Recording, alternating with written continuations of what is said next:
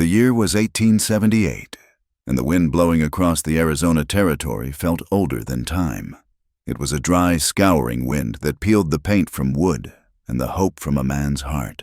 It came hard off the high plains of Juniper Mesa, tasting of alkali and juniper pollen, and it pushed against Rowan Pike's back as he wrestled with the mechanics of survival.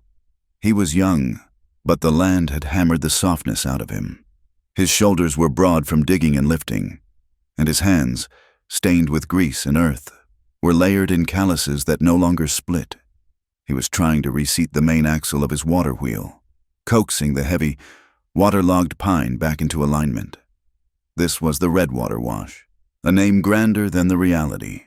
It was a mere trickle, diverted from a stingy spring, but it was the only thing standing between his small ranch and the encompassing desert.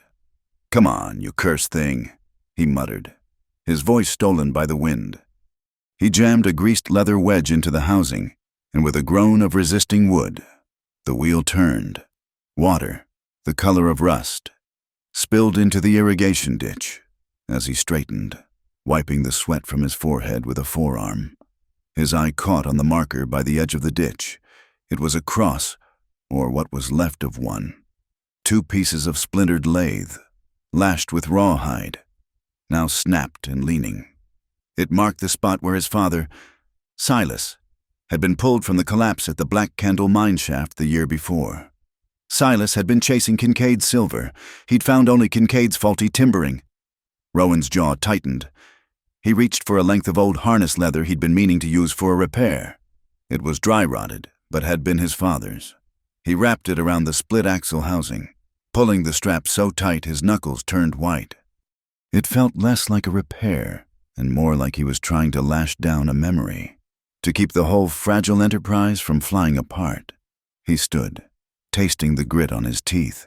Far to the south, tucked into a depression in the valley floor, lay the town of Ash Bluff.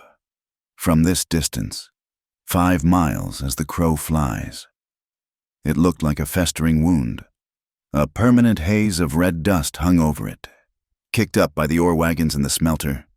That dust, Rowan thought, was the color of Barnaby Kincaid's money.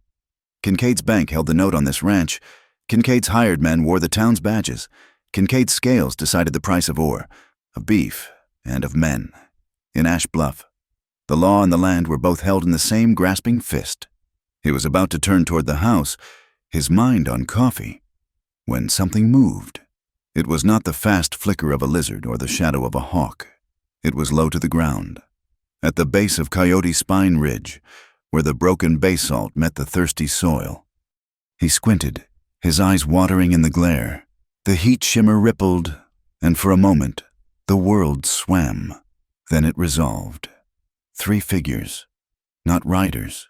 They were on foot, and they were stumbling, moving with the agonizing, jerky rhythm of the truly exhausted. Even from this distance, he could see their skirts were torn, caked with a gray-brown dust that spoke of a long, hard journey. Their hair, black as a raven's wing, was matted, and the sun glinted off something dark and stiff in it, dried blood. His stomach went cold. 3 women, Apache. The wind died, and the silence that fell was absolute, heavy as a stone. Rowan's first instinct, the one beaten into every man, woman, and child on this frontier, was for the rifle.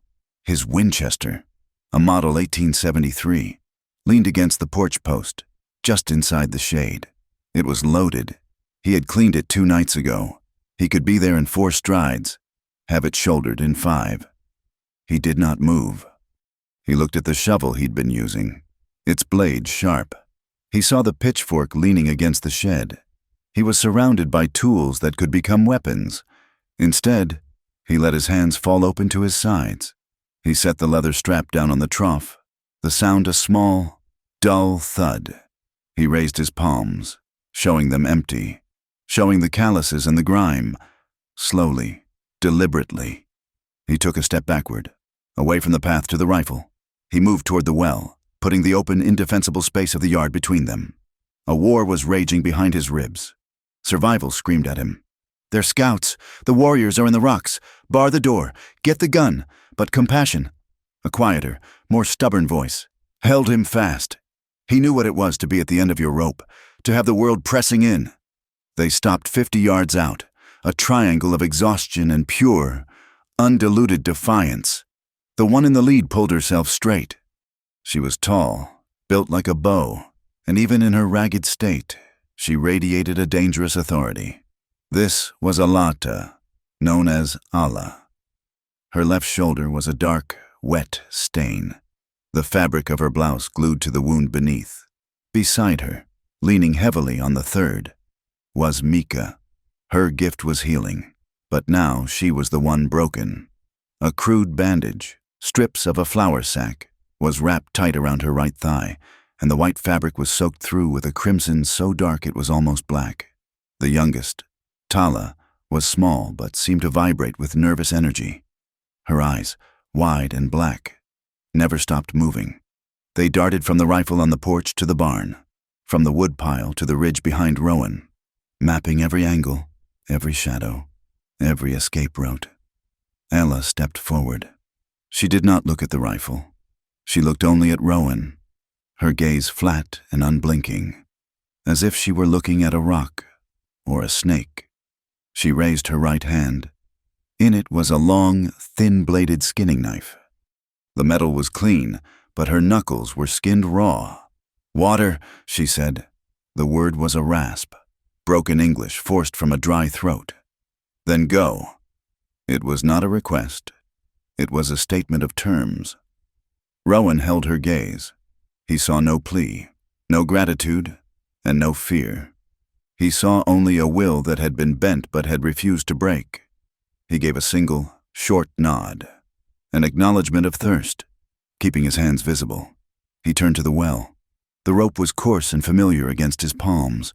The bucket scraped the stone lining as it dropped, the sound echoing in the cool darkness. Then the splash. He hauled it up, the muscles in his back and shoulders bunching. The heavy oak bucket rose into the sunlight, dripping clear, cold life. He carried it to the center of the dusty yard, placing it exactly halfway between his porch and where they stood. He set it down gently, trying not to spill a drop. Then he backed away. 1 step, 2, 3, a deliberate, measured retreat. He stopped, respecting a distance that felt as binding as a signed treaty. The 3 women moved as one. Tala stayed back, turning her gaze south, down the wash, the knife now held ready in her hand. A sentinel. Ayla and Mika approached the bucket. Ayla stood over her sister, knife held low, her body a shield, her eyes locked on Rowan. Mika knelt, her movements stiff with pain. Before she drank, she plunged both hands into the water, washing the grit from her fingers, then splashed her face. As she leaned forward, that same restless, prying wind gusted. It caught the edge of the crude bandage on her thigh and lifted it. It was only for a second, but it was long enough. Rowan's stomach clenched. This was no bullet hole. It was not the ragged tear of an animal trap. It was a cut, a long, deep gash, surgically precise, running from her hip almost to her knee. Mika saw him look. She froze. She hissed a word in her own tongue, sharp and angry. Tala, her back still to them, did not turn, but she replied. It was not a word. It was a sound that made the hairs on Rowan's neck stand up, a perfect, piercing whistle, the hunting call of a red-tailed hawk. It was a warning. She pointed south, down the wash, back toward the red dust of Ash Bluff. "Riders," she said, her voice a low, urgent rasp. "They come." Rowan looked. The small cloud of dust he had seen earlier was no longer small. It was rising, and it was moving fast. The dust was a signal. A rising plume of red meant riders, and riders meant Kincaid or his men. Rowan Pike looked from the approaching cloud to the 3 women, then back to the blood-soaked bandage on Mika's thigh. The wind had shown him the truth of that wound. Leaving them in the open was a death sentence. To take them in might be his own. He made the choice in the space of a single, tight breath. "The house," he said, his voice low but carrying. He did not point. He simply turned and walked toward his small, 2-room adobe. its walls the color of the earth they were built from. He left the rifle where it was, a sentinel he had just abandoned. "The door's open. My hands are empty." He stopped on the porch, pushed the heavy plank door wide open, and stepped inside, into the gloom. He did not look back to see if they followed. He was offering a chance, not an order. He heard the scuff of moccasins on the packed dirt of his yard. Alla came first, a shadow filling the bright rectangle of the doorway. She swept the room in one hard glance, the cold stove, the single cot, the rough-hewn table, the empty gun rack by the door. Her eyes lingered on the Winchester still leaning on the porch outside. Tala entered next, half carrying, half dragging Mika, who groaned, her face a mask of gray, sweat-soaked pain. Tala eased her sister down onto the single three-legged stool by the table, a position where she could see both the door and the room's only window. Then Tala stepped back, her blade still in her hand, her small body taut as a tripwire, and placed herself by the door, her ear pressed to the wood, only when all three were inside, and the harsh rectangle of sunlight was blocked by their bodies. Did Rowan move? He did not go for the rifle. He walked to the corner, knelt by his cot, and pulled out a long, narrow wooden box. It was dark, carved with a simple border, and held a small brass lock, which was undone. He brought it to the table, the wood smooth against his calloused palms. He opened the lid. The three women watched. "I am no sawbones," he said, his voice quiet, almost a confession. "But I served a year with the cavalry reserves down at Fort Huachuca. There was an old medic, a man who liked his whiskey more than his work, but he taught me a few things." He began to lay the tools out on the stained wood of the table, one by one. A small, curved suturing needle, its eye glimmering, a hank of silk gut thread, waxed and clean, a bottle of white whiskey, corn liquor, clear and potent enough to strip paint, a tin of thick, amber-colored pine resin, and finally, a bundle of dried sage leaves. Alla moved. She did not circle him, a show of aggression. She simply shifted her position, placing herself between Rowan and the stool where Mika sat, her head now bowed, her breath coming in ragged gasps. Alla placed her thin-bladed knife on the table. She laid it down so the point was aimed directly at Rowan's stomach, but the handle remained within her easy grasp. It was not a surrender of the weapon. It was the positioning of it. Rowan looked at Mika. "That bandage," he said. "It needs to come off." Mika's head lifted. Her eyes were clouded with pain, but they were intelligent. She looked from Rowan's face to the tools on the table, then to her sister's rigid back. She gave a single, sharp nod. Rowan moved toward her. Ayla's hand tensed, her fingers brushing the knife's grip. "I need water," Rowan said, stopping, "and a clean cloth."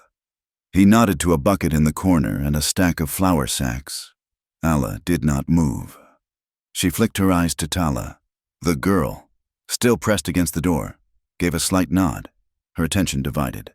Ayla moved to the water bucket, her motions economical and silent. She tore a strip from a sack, dipped it, and wrung it out. She did not hand it to Rowan. She placed it on the table, near his hands, but not touching them. He took it. He knelt beside Mika. The smell of copper and stale sweat rose from her. "This will hurt," he said softly. She nodded again, her jaw set. He began to work the crude bandage. The dried flour sack was glued to the wound with congealed blood. He gently, so gently, soaked the edges, his broad, rough fingers moving with a surprising delicacy. Mika hissed, a sharp intake of breath, and her hands clamped onto the wooden stool, her knuckles turning white.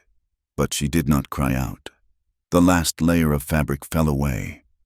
Rowan's breath caught in his throat. It was worse than he had seen from a distance. The gash ran fully 8 inches along her thigh, deep and straight.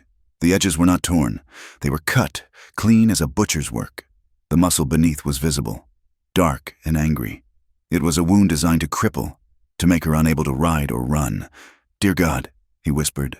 He dipped the cloth in the whiskey, and his hand faltered, just for a second. "A knife that knows the land," he said, his voice hardening, forcing the shock down.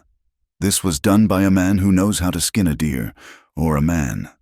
As he began to clean the wound, swiping from the center out, his gaze fell on the skin surrounding the cut. It was a canvas of old pain, a lattice of faded yellow and newer. Violent purple bruises covered her hip and the back of her leg. The marks were straight, uniform. They were not from a fall. They were not from rocks. They were from a whip or a heavy stick. This, he said, his voice a low growl, was no fall from a horse. Kincaid. The name came from the doorway. Tala spoke it like a curse, spitting the word into the room. The Copper Fairy Camp. He makes the men sign the paper with their hand sign. Then they are his. He takes the women to work the kitchens. His men, they use the whips. Rowan's jaw was a solid ridge of bone. He said nothing. He poured a stream of the white whiskey directly into the wound. Mika screamed. It was a high, thin sound, torn from her throat, and she arched off the stool, her hands flying to her mouth to stifle the noise. Ayla was at her side in an instant, not touching Rowan, but placing her hands on her sister's shoulders, holding her down, grounding her. Ayla's eyes, black and burning, were locked on Rowan's. They were filled with murder, and with a desperate, terrible necessity. Rowan did not flinch from her gaze. He met it, his own eyes steady. It is clean now, he said. He threaded the curved needle with the silk gut. His hands were large, but they were steady. The calluses did not seem to impede the fine work. He took a breath. Hold her, he said to Ayla. He began to sew. He worked with a grim, rhythmic precision. He breathed in as the needle pierced the skin, hissing the air out through his teeth as he pulled the gut tight, closing the red, weeping gap. One stitch, then another. He worked from the bottom up, his movements economical, wasting nothing. He was a craftsman, a mender of broken things, and this was just another form of it. Ayla watched him. She watched the tension in his forearms. She saw the sweat bead on his temples.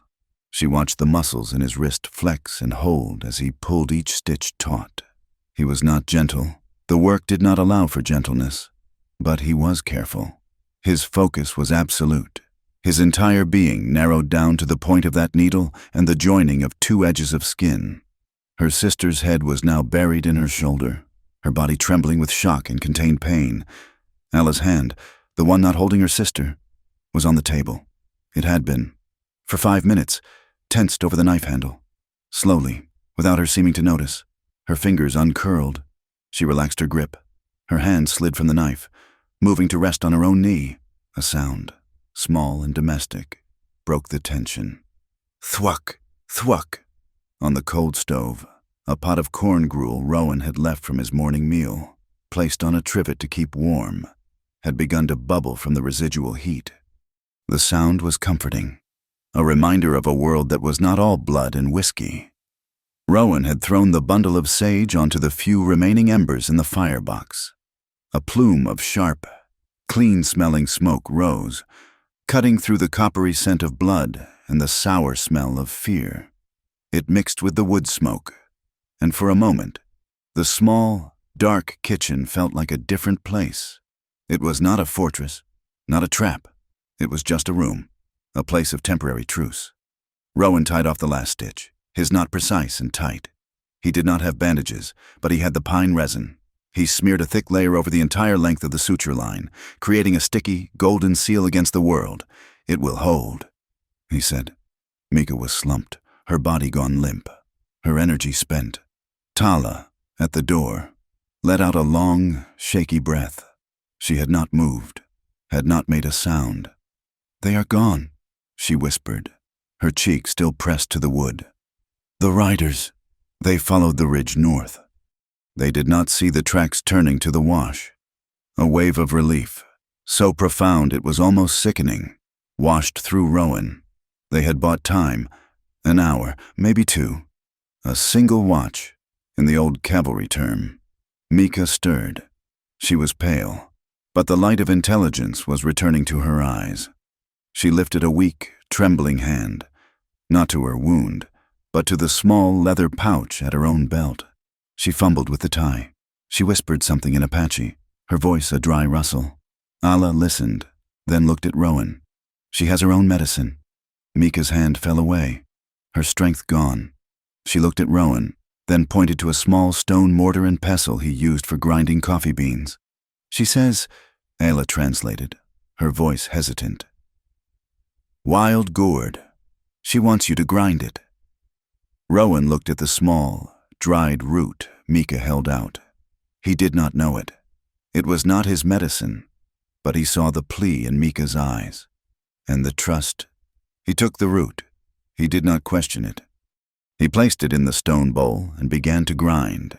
The heavy, rhythmic thump and crunch, a new sound in the quiet room.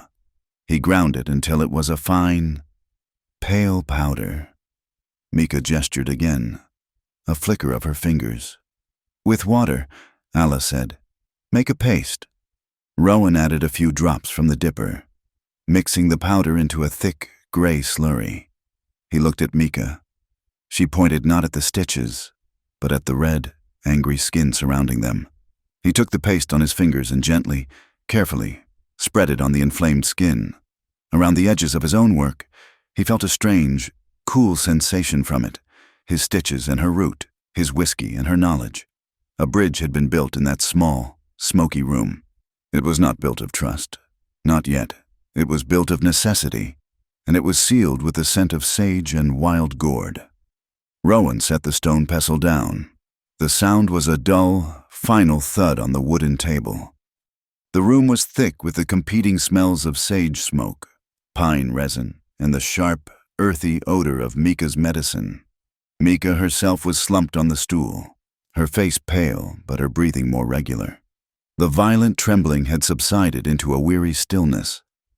Alla had not moved from her sister's side, but the knife remained on the table, a still, silver threat that had somehow become part of the room's sparse furniture.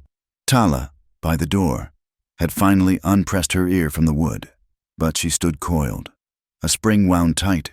Rowan rose, his knees cracking. He moved to the stove and used a bit of rag to lift the lid off the iron pot. The corn gruel, thick and steaming, was the only thing in the world that felt normal. He found 2 tin bowls, wiped them clean with a cloth, and filled them.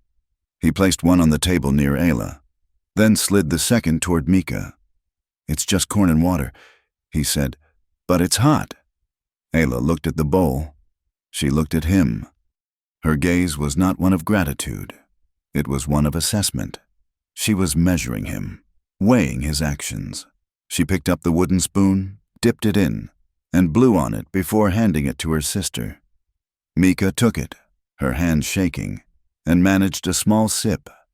Only then did Ayla serve herself. He does this to all of us, Ayla said, her voice flat.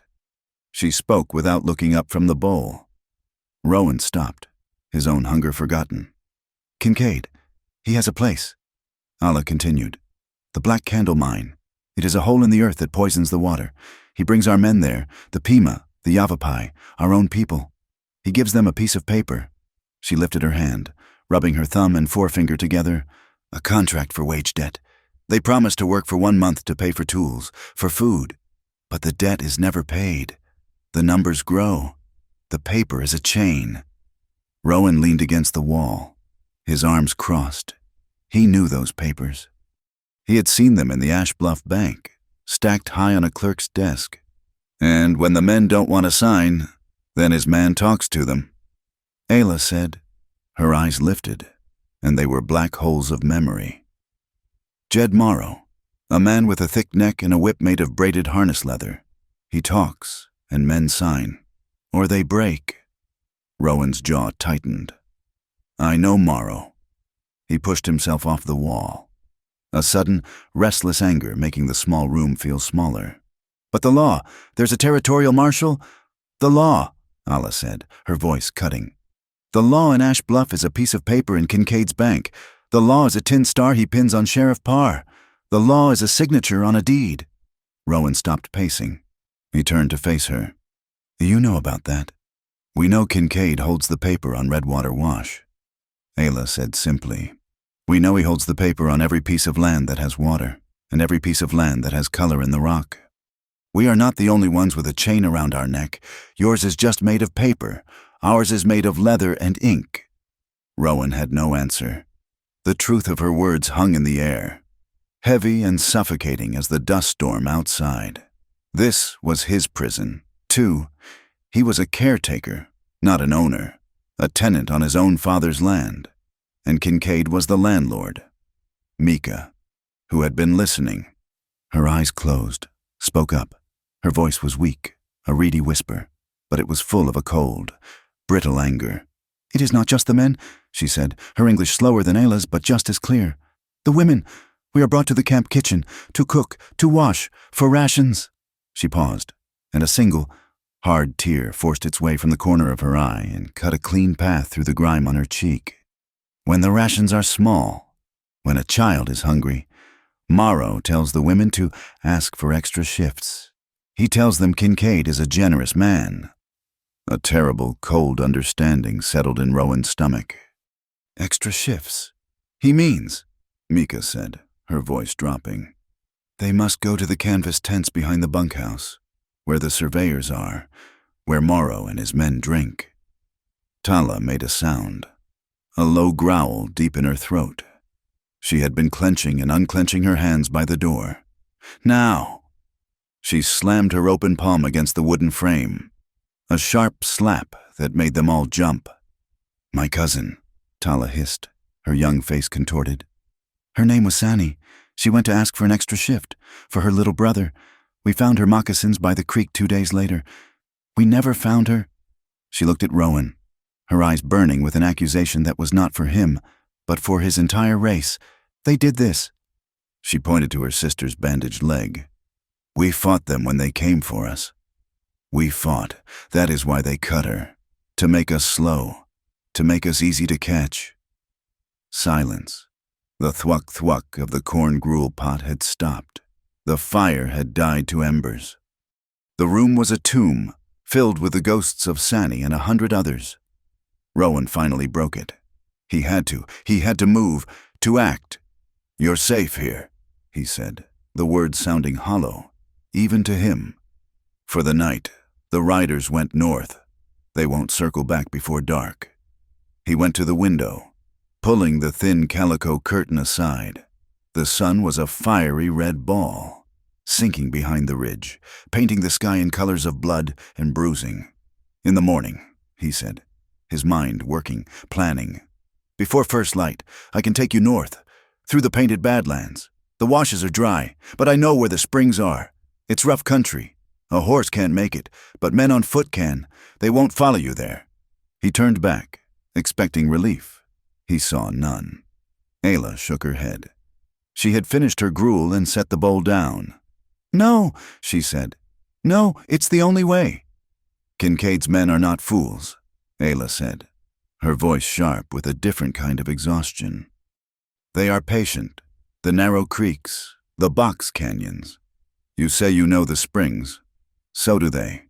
They have already set the traps. They will be waiting." Rowan stared at her. The thoroughness of it, the cold, calculating evil was more than he had ever faced. He had been fighting drought and coyotes and the bank. He had not been fighting a spider who had spun a web over the entire territory. "Then what?" he asked, his own frustration rising. "What does he want? It can't just be the mine. It's not that rich. It's just copper." "It is not the copper," Alla said. She looked at Mika. "It is the iron. The iron. The railroad," Mika whispered. "A man came 2 months ago.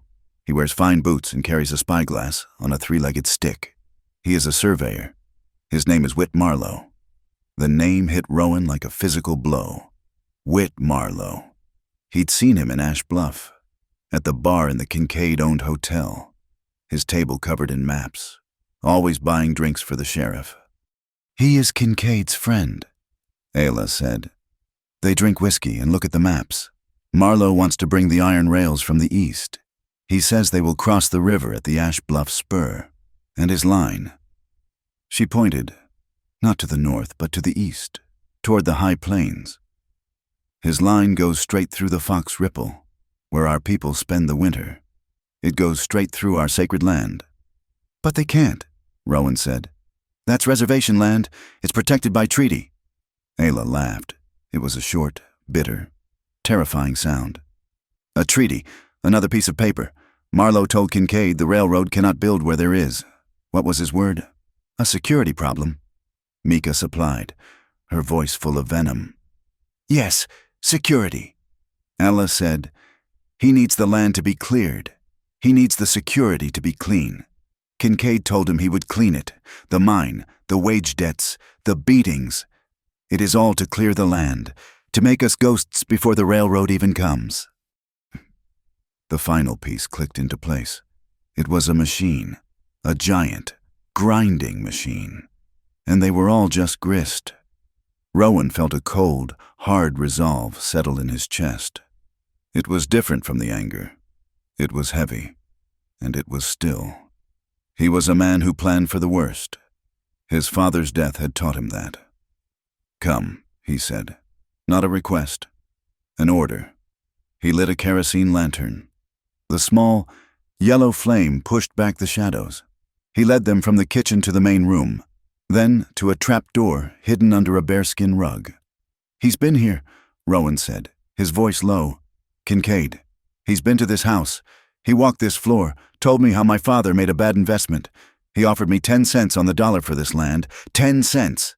I told him to go to hell." He pulled the ring, and the heavy door lifted, revealing dark steps leading down. A cool, damp smell of earth and potatoes rose to meet them. "My root cellar," he said. "The walls are 3 feet thick. You can't hear a gunshot from in here. There's water and blankets." He closed it, replaced the rug. He pointed up, to the ceiling, where a square of wood marked the access to the loft. The hayloft. "It's dry, but it's a trap if there's a fire." He led them back outside, into the last, dying light of dusk. The air was cold now. The wind had teeth. He walked to the far side of the small barn, where a set of heavy, angled doors lay against the side of a low mound. He unbarred them and pulled one open with a groan of stressed hinges. "The storm cellar," he said. He had called it a whiskey cellar in his mind, but storm cellar was the right word. "My father built it. He thought he would store whiskey. I store seed and ammunition." He pointed into the darkness. "The walls are stone. There's no other way out. But they would never find you. Not in a week." He turned to them. The lantern light carved deep shadows under their cheekbones, making them look like ancient, carved totems of defiance. "These are my defenses," he said, his voice rough. "These are the places I have prepared for my bad day. For the day Kincaid comes, not with a piece of paper, but with Jed Morrow." The 4 of them stood there in the twilight, caught between the open, dangerous land and the dark, hidden holes. An invisible line had been drawn. The silence was absolute. It was not the silence of peace. It was the heavy, binding silence of a contract being read, of a choice being weighed, of a document being stamped and sealed by fate. Ayla was the one to break it. She looked not at the cellars, but at him. Her eyes searched his face, stripping away the grime and the youth, looking for the bone beneath. "Why?" she asked. Her voice was not soft. It was hard. "Why do you help? We are not your people. This is not your fight." Rowan looked away from her, up at the Coyote Spine Ridge, now a black silhouette against a purple-black sky. He thought of his father's broken body. He thought of the smug, clean-shaven face of Barnaby Kincaid. He thought of the 10-cent offer. He turned back to her. The lantern light caught the hard, clear glint in his own eyes. "The day my father died," he said, his voice low. "I had to go to Kincaid to sign the new note on this ranch. The ink was still wet on my father's death certificate. Kincaid's clerk. He looked at my hands, all dirt and grease, and he made me wash them before I was allowed to touch his pen." He held up his hands, showing her the calluses, the ingrained dirt that would never come clean. "This is my fight," he said, "and I help you because one day I'm going to need someone to save me, and I pray to God, when that day comes, they don't ask to see my papers first." A new silence fell. This one was different.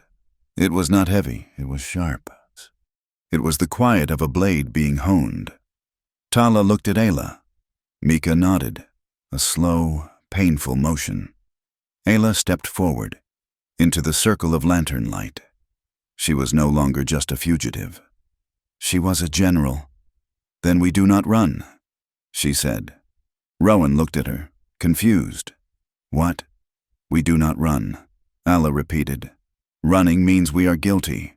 Running means Kincaid wins. He cleans the land, he gets his railroad. We can't fight them, Ayla," Rowan said. "Not Morrow and his men, not Kincaid. We do not fight with guns," Ayla said, her eyes burning with a new, cold fire. "Not first. We fight with his own weapon. We fight with the paper. We fight with the law." She looked at Rowan, a new understanding passing between them.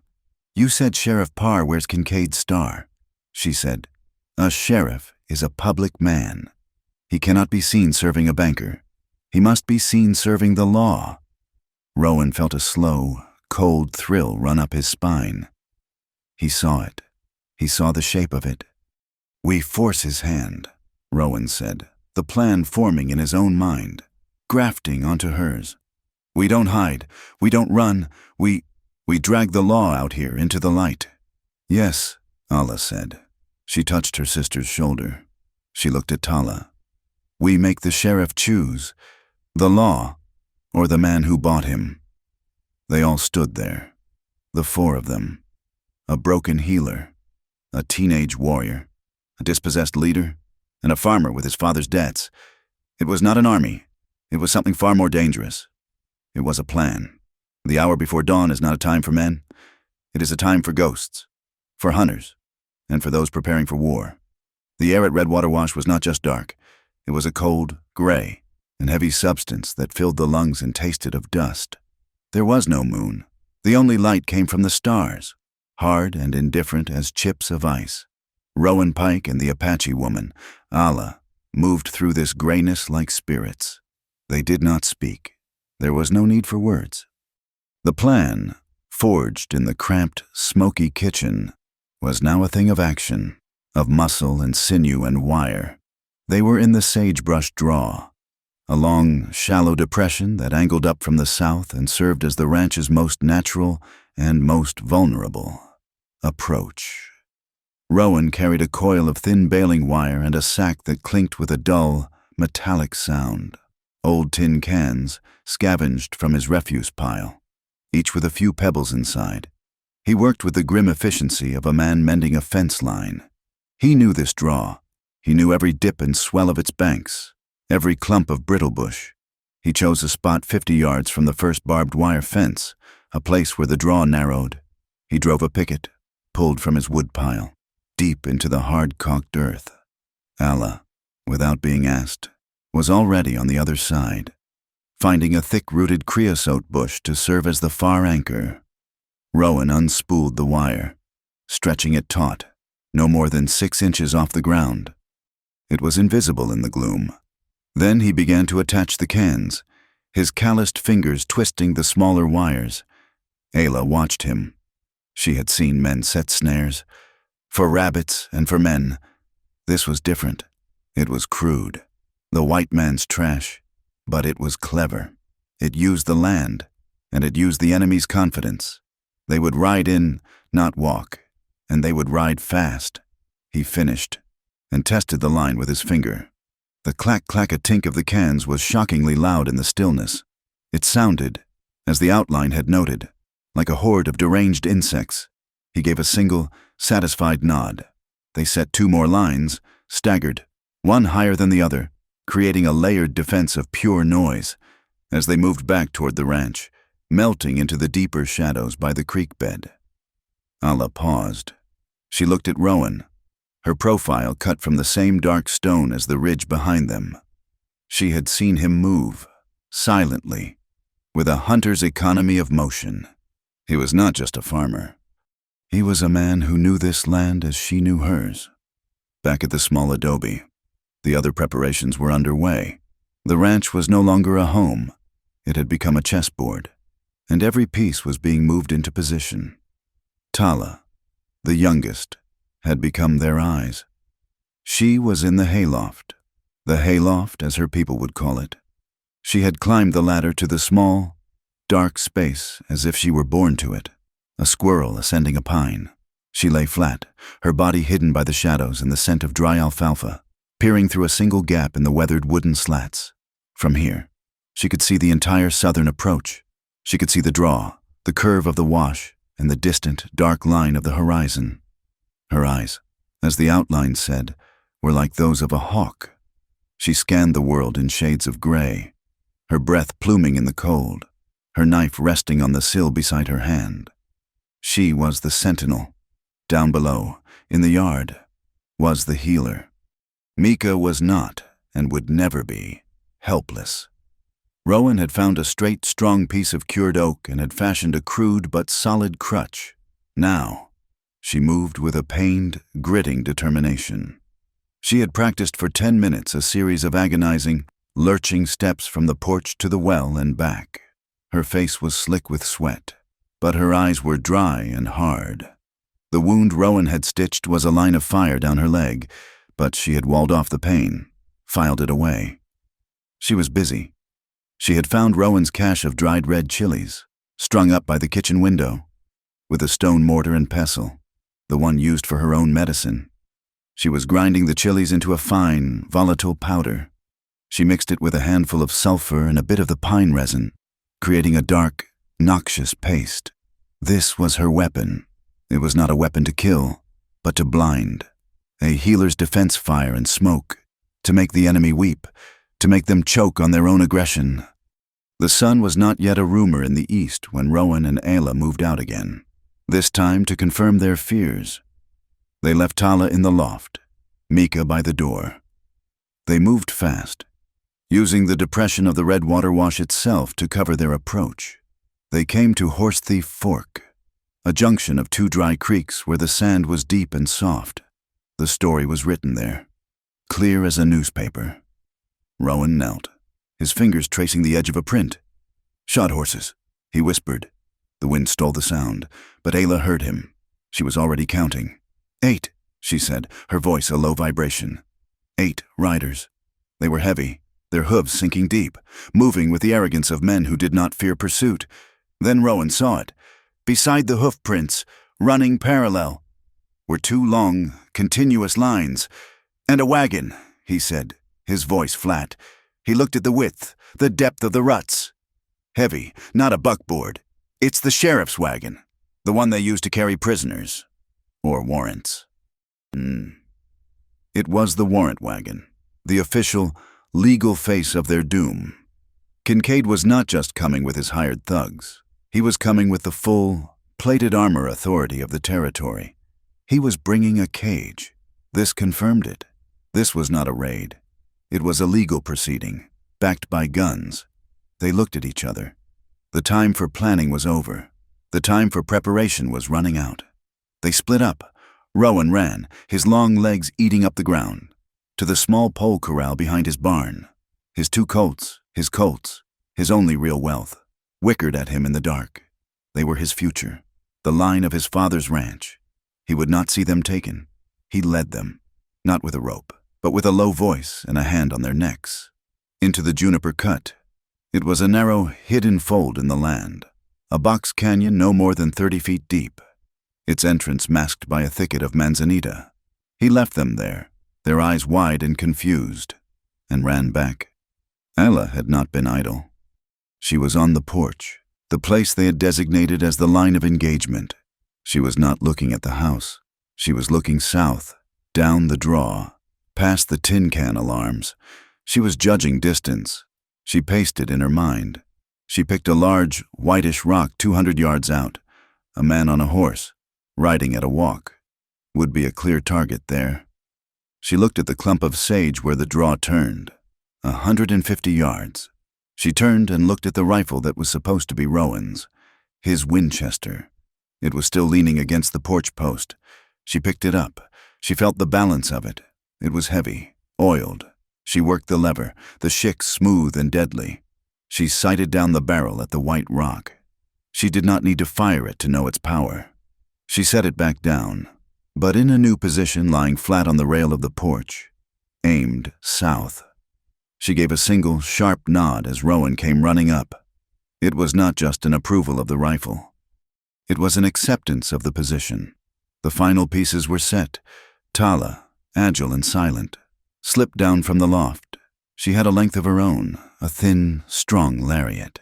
She ran to the sloping bank on the east side of the house, the one place a rider might try a flanking maneuver. There, in the half-light, she set her trip rope. She strung the rope, anchored to a stump and a fence post, hidden in the long grass, just high enough to catch a horse's shins. It was a desperate, vicious trick, one to be used only if they were forced to cut and run, to scatter their pursuers in a tangle of broken legs. Mika, her work with the chilies done, was now on her knees by the front step, leaning on her crutch, with a small tin cup. She was painstakingly scooping handfuls of fine, pale dust. She was covering the dark, rusty stains in the yard, the blood, her blood. They would erase every sign of their arrival, every trace of weakness. When the posse arrived, they would see only a farmer on his porch. They met back in the kitchen. The sun was now a faint, bloody line in the east. The light was changing, from gray to a sickly, pale yellow. They ate. Rowan had a small sack of cold flour cakes, hard as rock. Alla produced a strip of dried meat from her pouch.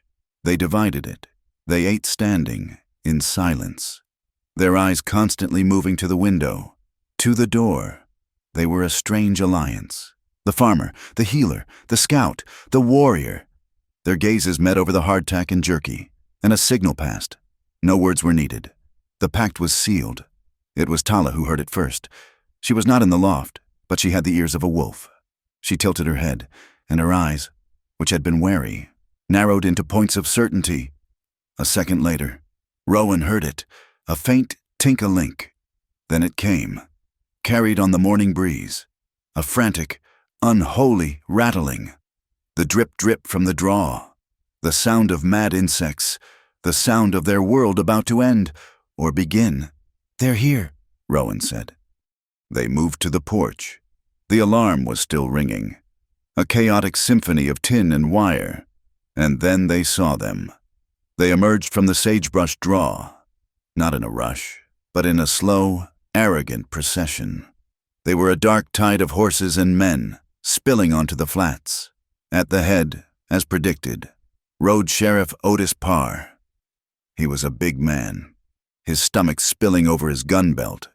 He rode with his eyes down, as if he were looking for a lost coin, not a fugitive.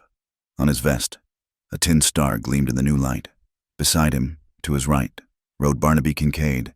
He was on a fine, black gelding, and he wore a black town coat, his hat clean. He looked as if he were riding to a Sunday meeting. He was smiling. Behind them, a shadow of menace, was Jed Morrow. His thick, bull-like body was coiled, and his hand never strayed far from the heavy pistol on his hip. With him were 3 other men, gunslingers, their faces blank and bored. The kind of men who would kill you for the price of a drink or a misplaced word. And behind them all, its iron-bound wheels grinding in the dirt, came the heavy wooden wagon, the warrant wagon. It was empty. For now. 8 men, all armed, all moving toward the small adobe house. Ayla stood beside Rowan. Her hand was on the hilt of her knife, her knuckles white. She was a statue of defiance, her head high. Rowan felt the cold morning air in his lungs. He let out a long, slow breath. He could smell the dust from their horses, the sage, and the faint, acrid smell of his own fear. He looked at Ella. Her gaze was fixed on the riders. "We go with words first," Rowan said, his voice a low, steady rumble. "If they force it, we use the land." The 8 riders pulled up in a half-moon, their horses blowing and stomping, churning the dusty yard that Mika had just so carefully smoothed. The jingle of harness and the creak of saddle leather were the only sounds, loud in the electric silence. The air was so tight it felt like a physical weight, a stone pressing down on Rowan Pike's shoulders. He stood on the porch, his Winchester held in one hand, but the barrel was pointed at the wooden planks at his feet. It was a gesture of readiness, but not of aggression. A farmer, armed on his own land. Beside him, standing a full foot away, was Allah. She was not hiding. She stood tall, her black hair a stark banner against the morning light, her hands at her sides, her knife sheathed but not forgotten. She was an open declaration. Inside the house, a shadow moved behind the calico curtain of the kitchen window, a flicker of movement. Mika and Tala, hidden but watching. Sheriff Otis Parr swung his heavy body down from his horse. The animal grunted in relief. Parr did not adjust his gun belt. He reached into his coat pocket and pulled out a folded, slightly greasy piece of paper. He unfolded it with thick, deliberate fingers, as if he were handling something fragile or dangerous. "Rowan Pike," he said, his voice a gravelly rumble that he tried to make official. He cleared his throat. "I'm here on territorial business." Rowan said nothing. He just waited, his face hard and unreadable. "I have a warrant," Parr went on, the sweat already beading on his upper lip, though the morning was still cool. "A warrant to search these premises for fugitives." He squinted at the paper. 3 Apache women, having fled a binding labor contract with the Copper Ferry mining concern. Kincaid, still mounted on his fine black horse, smiled. It was a small, tight smile that did not touch his eyes. Jed Morrow spat a stream of brown tobacco juice into the dust. "There's more," Parr said, his discomfort growing. "They are also charged with the theft of company property." "What property?" Rowan's voice was low, but it cut through the morning air like a honed blade. Kincaid answered, his voice smooth and cold. "Explosives, blasting powder and caps. From the mine, a dangerous and federal offense." Allah did not flinch, but her hands fisted at her sides. "I'd like to see that warrant, Sheriff," Rowan said. He did not move from the porch. Parr looked at Kincaid, a quick, nervous glance.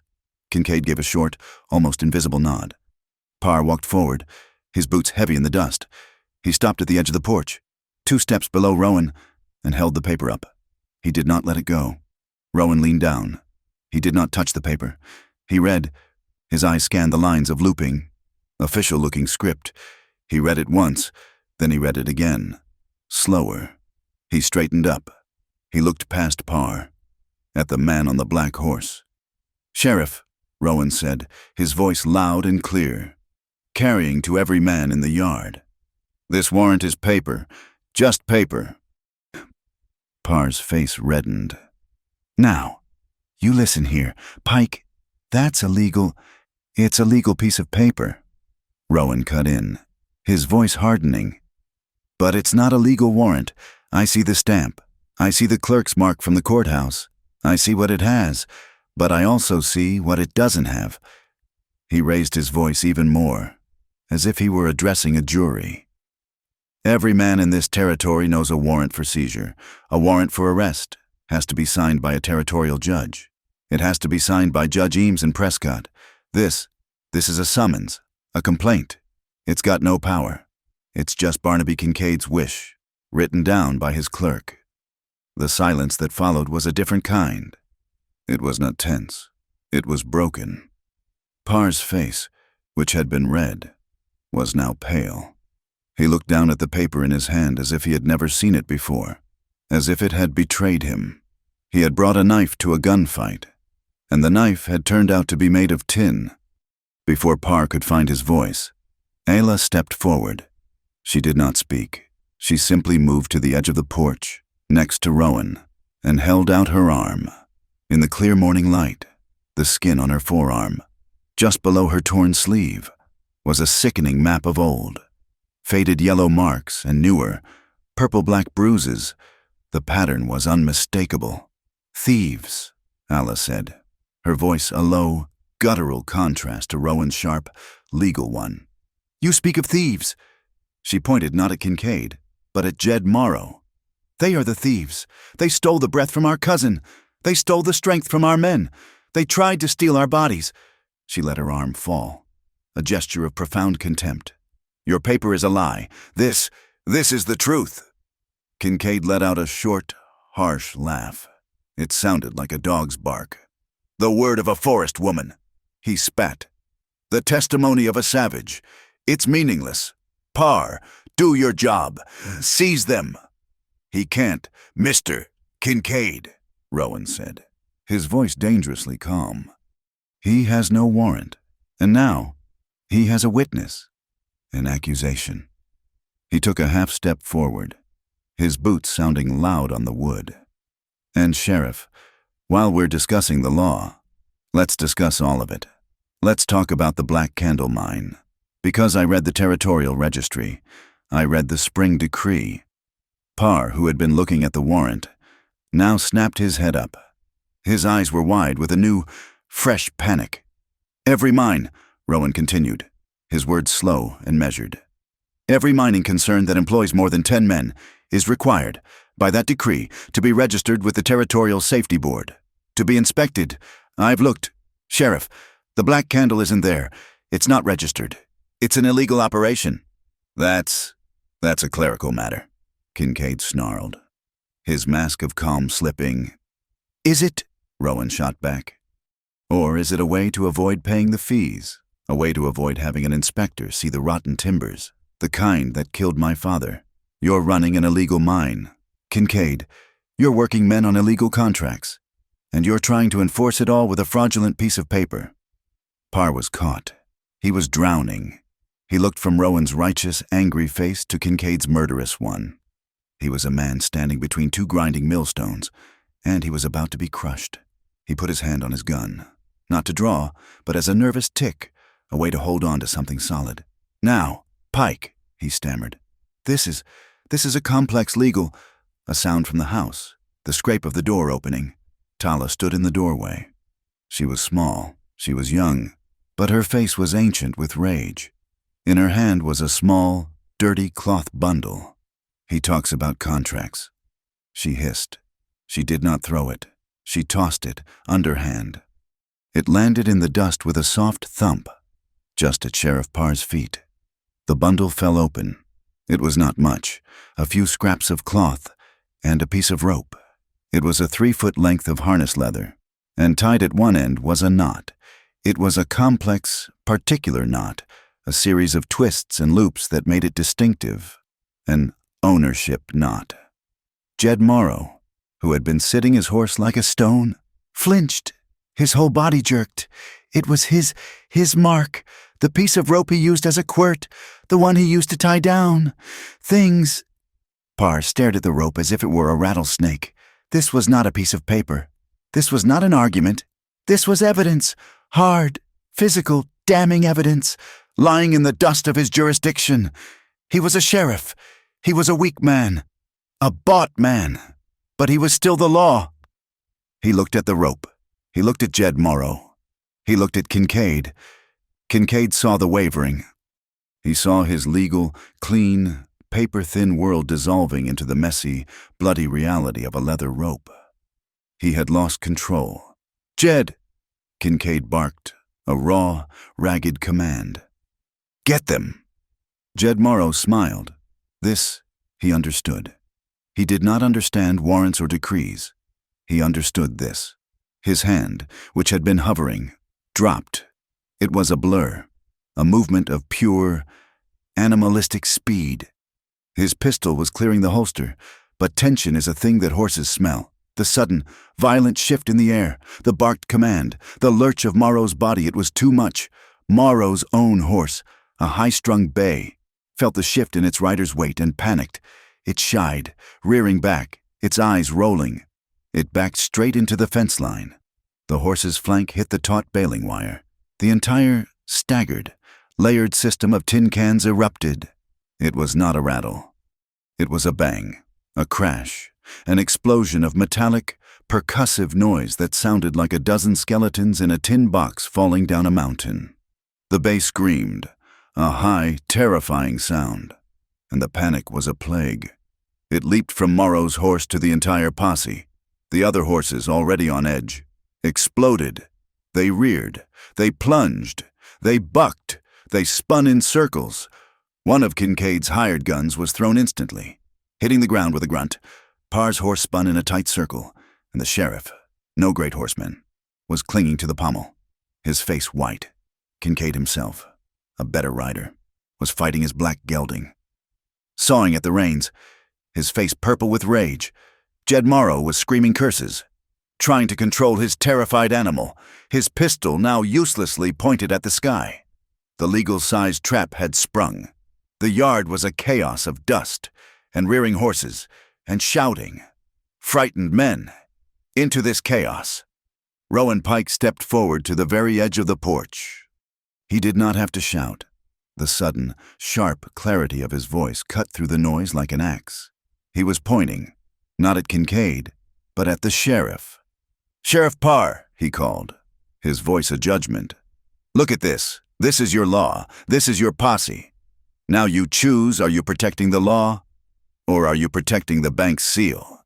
Parr, clinging to his saddle, his face a mask of terror and indecision, looked at Rowan. He looked at the chaos. He looked at Kincaid. And then, from the north, a new sound. It was not a rattle. It was not a gunshot. It was a sound that belonged to the hills themselves, a long, low, mournful note, played on a horn. A single, pure tone that hung in the air, cutting through the panic, through the dust, through the white man's noise. The shouting stopped. The horses, still trembling, froze. Every man, including Rowan and Ayla, turned. There, on the high, rocky gash of Coyote Spine Ridge, where the sun now struck the stone full on, they appeared. They were not a rabble. They were a procession. They sat on their horses, silhouetted against the bright morning sky, perhaps 20 of them. At their head sat an old man, his hair the color of the dry winter grass. Nantan Gray Willow. He held no rifle. He held a simple wooden staff. They did not charge. They did not shout. They did not knock arrows or raise guns. They simply sat. They were a line of silent, unmovable judges, high on the ridge, looking down. They had come, not to fight. They had come to watch, to bear witness. The silence in the yard was no longer the electric tension of a standoff. It was the vast, cold, heavy silence of the high desert itself, a silence that had just been given a voice by the horn and a face by the men on the ridge. Nantan Gray Willow did not move. He did not advance. His 20 riders sat their horses with the stillness of the stone they occupied. They were not an army. Not yet. They were a jury. They held no rifles high, but their presence was heavier than any volley of lead. They simply watched, their forms dark against the blazing morning sun. Sheriff Parr, his horse finally under control, his face the color of old parchment, stared up at them. He was a man trapped in a box. Below him, in the yard, was a rancher with a valid legal argument, a piece of incriminating evidence, and 3 accusers. Above him, on the ridge, was the quiet judgment of the Apache Nation. On the porch, Alla turned her head. She looked up at the old man on the ridge. She raised her right hand, palm open, and held it to her heart. It was a sign of respect, of acknowledgement. Then she called out. Her voice, speaking in her own tongue, was not a shout. It was clear, and it carried. It was a formal report. She spoke for only a second. A short, clipped series of statements. She pointed, not with her finger, but with her chin, first to herself, then to Mika and Tala, who had now stepped out into the doorway, and finally, to Rowan Pike. Rowan did not understand the words, but he understood the meaning. Her introduction of him was short, just a few syllables. He heard his name, or something like it, mixed with the Apache word for water. Nantan Gray Willow. From 200 yards away. Looked down. His gaze passed over the posse, over Kincaid, and settled on the porch. It rested on Rowan. Alla translated, her voice low. For Rowan's benefit alone. I told him, this is the man who gave water. This is the man who did not touch his gun first. Nantan looked at Rowan for a long, heavy moment. Then, the old man turned his gaze back to the sheriff. Otis Parr finally found his voice. It was a desperate, pleading sound. A man's authority stripped bare. He was not talking to Rowan or Kincaid. He was talking to the entire, volatile situation. I don't want this, he said, his voice cracking. He was sweating, and the sweat was cold. "I don't want a bloodbath. This is a legal matter, just a civil complaint." Barnaby Kincaid had fought his horse to a standstill. His face was a mask of purple, constricted rage. The smile was gone. The cold facade was gone. This was the man underneath. "A bloodbath," Kincaid hissed, his voice like tearing cloth. "You're the law, Parr. You let one rancher and a pack of fugitives defy a warrant, and this whole territory is finished. You pour blood on it once. You pour it on, and you have order. Get it done." Jed Morrow, his horse still dancing nervously, had his pistol in his hand. His eyes, small and dark, darted from Kincaid to Parr and up to the ridge. He was a dog on a chain, waiting for the word to attack.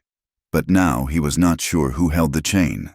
"It's not a warrant, Kincaid," Rowan's voice boomed out, reclaiming the authority he had seized. "And it's not about a labor contract. You know it, I know it, and I think the sheriff knows it." He stepped forward, off the porch, putting himself in the open yard. He was standing on his own land, and he drew power from it. Ella tensed, her hand moving to her knife, but she did not stop him. "This isn't about 3 women, Rowan said, his voice ringing with conviction.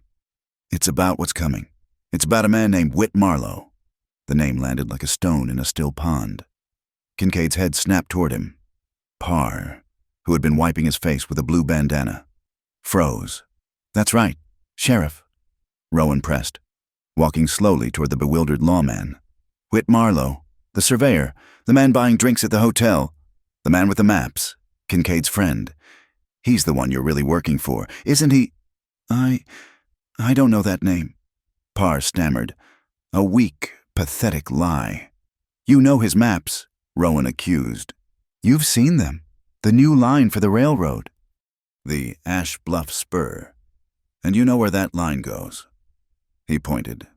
A long, dramatic gesture, not at the ridge, but east, toward the high plains. "It goes straight through the Fox Ripple, straight through Apache winter grounds, treaty land." He turned, his voice carrying to the men on the ridge, to the hired guns, to the whole world. "But the railroad can't build on treaty land, can it? Not unless there's a problem, a security problem. Not unless the land needs to be cleared by the military." Rowan spun back to Kincaid. "That's your game, isn't it? That's what this is. The wage debts, the beatings, the stolen explosives. You're not trying to run a mine. You're trying to start a war. You're trying to provoke these people." He swept his arm toward the ridge. "So you can declare the land unsafe.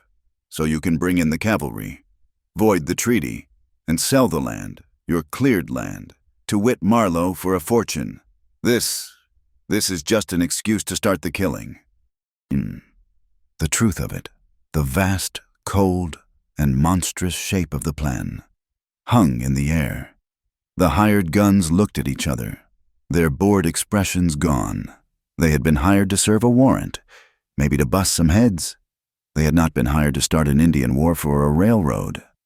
Parr was shaking his head, his face ashen. No, Pike, that's talk."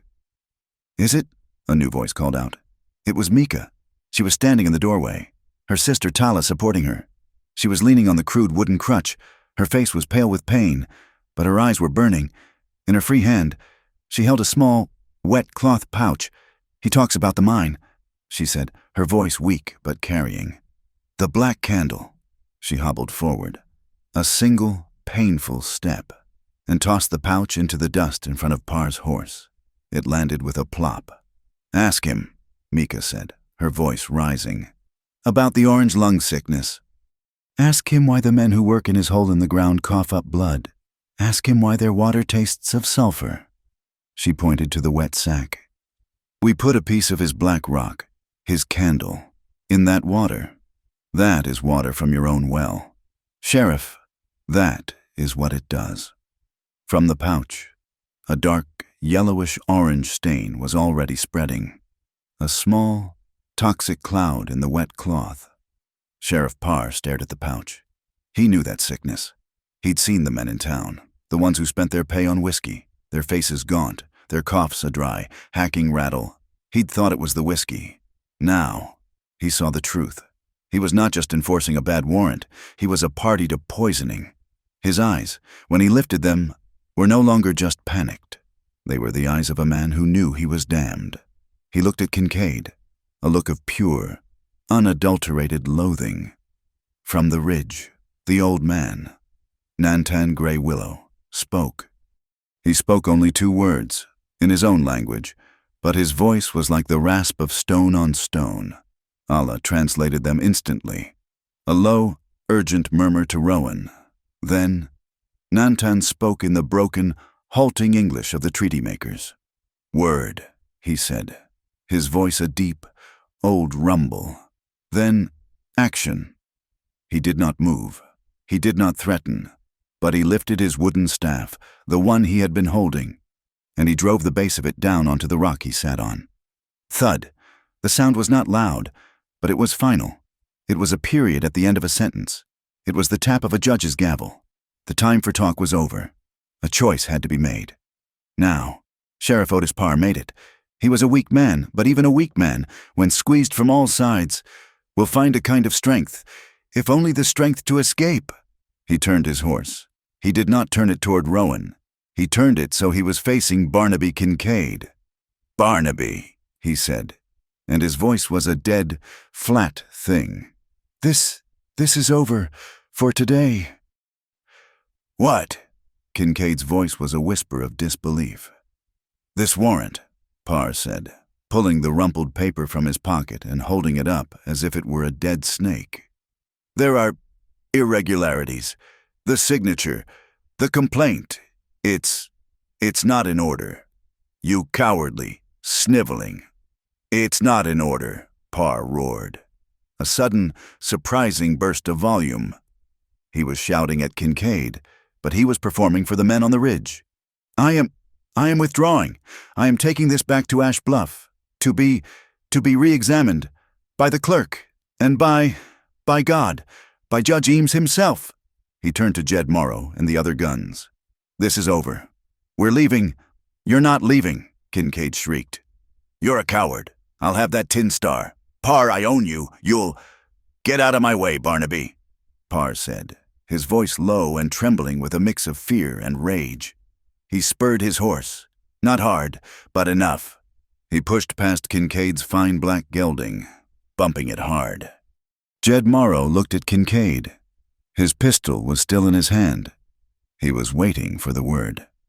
Kincaid looked at Morrow. He looked at the sheriff's retreating back. He looked at Rowan, his eyes a promise of murder. And then he looked up. The 20 riders on the ridge had not moved, but in their hands, as one, 20 bows had appeared. They were not knocking arrows. They were not drawing. They just held them, the high, curved, painted wood, gleaming in the sun. Kincaid's face, which had been purple, went white. He was a man of numbers. He could count. "Jed," he snarled, his voice a strangled, hateful thing. "Mount up. We're going." He looked back at Rowan. "One last time. This is not done. Pike, this is not even the beginning." He wheeled his horse, so violently he made the animal cry out, and he galloped away, his hired guns, confused and angry, scrambling to follow. Jed Morrow was the last. He gave Rowan a look of pure, animal hatred, slid his pistol back into its holster, and followed his master. Sheriff Parr was already 100 yards away, riding toward Ash Bluff. Not looking back, the dust of their retreat was the only thing that moved. The sound of their hoofs, a frantic, angry pounding, faded. Then, silence. The dust began to settle. It fell onto the porch, onto Rowan's shoulders, onto the ground. The sun was fully up now, and it was hot. On the porch, Alice stood, still in that posture of defiance. But as the last, faint sound of the riders disappeared, Rowan saw her shoulders, which had been so straight, begin to tremble. It was not a shudder of fear. It was a release. The violent, uncontrollable shaking of a human body that had been held at a breaking point for too long, and had, against all odds, held. She did not fall. She did not weep. She just stood there and shook, her eyes closed. Rowan stepped onto the porch. He stopped, a full arm's length from her. He did not reach out. He did not touch her. He just spoke, his voice quiet and rough with a new, strange emotion. "You're safe," he said. "For tonight, you can rest. On my land." He looked up at the ridge. The riders were still there. Nantan Grey Willow was watching them. Rowan looked back at Ayla. "Tomorrow," he said. "We choose a road that's about more than just surviving." Up on the ridge, Nantan turned his horse. He did not ride away. Back to the east. He rode down the far side of the ridge, toward the small, hidden creek known as Fox Ripple. His riders followed. A moment later, two of the younger men reappeared, but on foot, at the crest of the ridge. They sat down, their rifles across their knees. They were eyes. They would watch. Ayla heard a quiet word, a call from the distance. She looked at Rowan. "My elder," she said, her voice still shaky. "He will camp at the creek. He sends a message." "What did he say?" "He said." Ayla replied, her eyes finally meeting Rowan's, a new, complex light in them. "He said, 'We talk tomorrow.'" Night fell on Redwater Wash, not as a comfort, but as an exchange of anxieties. The immediate, violent threat of Kincaid's posse had retreated, but the vast, cold darkness of the Arizona Territory brought its own. The two Apache sentinels on the ridge were dark shapes against the stars, a reminder that the war was not over. It had only recessed, like a tide. Inside the small adobe, a new, temporary life had taken hold. Mika, cleaned and fed, her leg now propped on a pillow, had fallen into the deep, death-like sleep of the profoundly wounded. Her breath was a faint rasp in the corner of the main room where Rowan had insisted she take his cot. Tala, her young face a mask of weary vigilance, sat cross-legged by the door, a blanket over her shoulders, her knife in her lap. She was a spring, coiled even in rest. The kitchen had become the heart of this truce. Rowan had rebuilt the fire in the stove, and the small iron box was a block of warmth and low, orange light. The air was thick with the scent of wood smoke, the last of the sage he had burned, and now, a new, sharp, and not unpleasant smell. "Cypress," Alla said, her voice quiet. She was sitting at the table, watching the firelight flicker through the stove's grate. Rowan, who had been stirring a pot of thin corn gruel, stopped. "Juniper," he corrected, his voice just as quiet. "The locals call it cypress, but it's juniper, the berries. They smell sharp when they burn." She said nothing, just tilted her head, accepting the correction. The firelight, the amber glow of the outline, did exactly as it had promised. It painted the high, sharp planes of her face in shades of amber and deep shadow. It softened the exhaustion, but it sharpened the intelligence in her eyes. She was not a fugitive, not a victim. She was a woman, thinking. He ladled the last of the gruel into 2 tin bowls. He placed one in front of her. They had eaten in near silence, the only sounds the scrape of spoons and the low moan of the wind outside. Tala had eaten at her post, her eyes never leaving the dark rectangle of the window. Now, the meal was done. The work was done. There was nothing left but the waiting. The silence grew, stretching. It was no longer the heavy, pre-battle silence. It was a new, awkward, and intensely aware silence. He was conscious of the way her hair, damp from when she had washed her face at the basin, was drying in the warmth of the room. He was conscious of the way she held herself, as if she were a bow, still strung, even at rest. Ella stood, her movement abrupt. The small kitchen, which had felt like a sanctuary, suddenly felt like a cage. She moved to the porch door and slipped outside. Into the biting cold, Rowan waited a full minute. He heard Mika's steady breathing.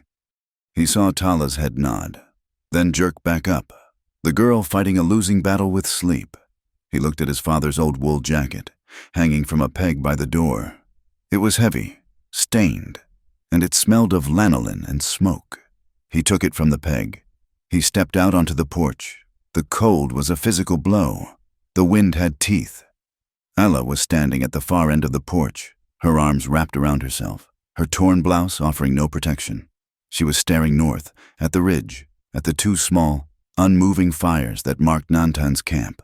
He did not walk up to her.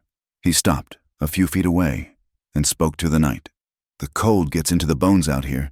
It's not like the heat. It finds you." He held out the jacket. "This was my father's. It's warm." She turned. Her face was a pale oval in the starlight. She looked at the jacket, a heavy, shapeless, alien thing. She looked at his hand, holding it out. She reached for it. Her fingers, cold and calloused, brushed his. Both of them flinched. It was not a small movement. It was a sharp, involuntary jerk, as if they had touched a hot stove, or, as the outline perfectly stated, a tight string, a live wire, a string pulled so tight it vibrated with a note of pure, painful, and shocking intimacy. He pulled his hand back. She pulled hers back. The jacket, caught between them for a half-second, dropped to the dusty porch boards. They both stared at it. The sound it had made, a soft, heavy whump, was obscenely loud in the quiet. Rowan bent and picked it up. His face burning, though the air was near freezing, he brushed the dust off it. He held it out again. But this time, he held it by the collar, letting it hang, so she would not have to touch him to take it. She took it. She said nothing. She slipped her arms into the sleeves. The jacket was immense. It swallowed her. The sleeves hung a good 6 inches past her fingertips. The hem came down to her knees. She looked like a child, playing dress-up in a man's coat. But she pulled it tight, wrapped it around herself, a barrier of wool and warmth. "Thank you," she said, her voice a low murmur, muffled by the collar she had pulled up to her chin. Rowan, not knowing what else to do, moved to the porch steps and sat down.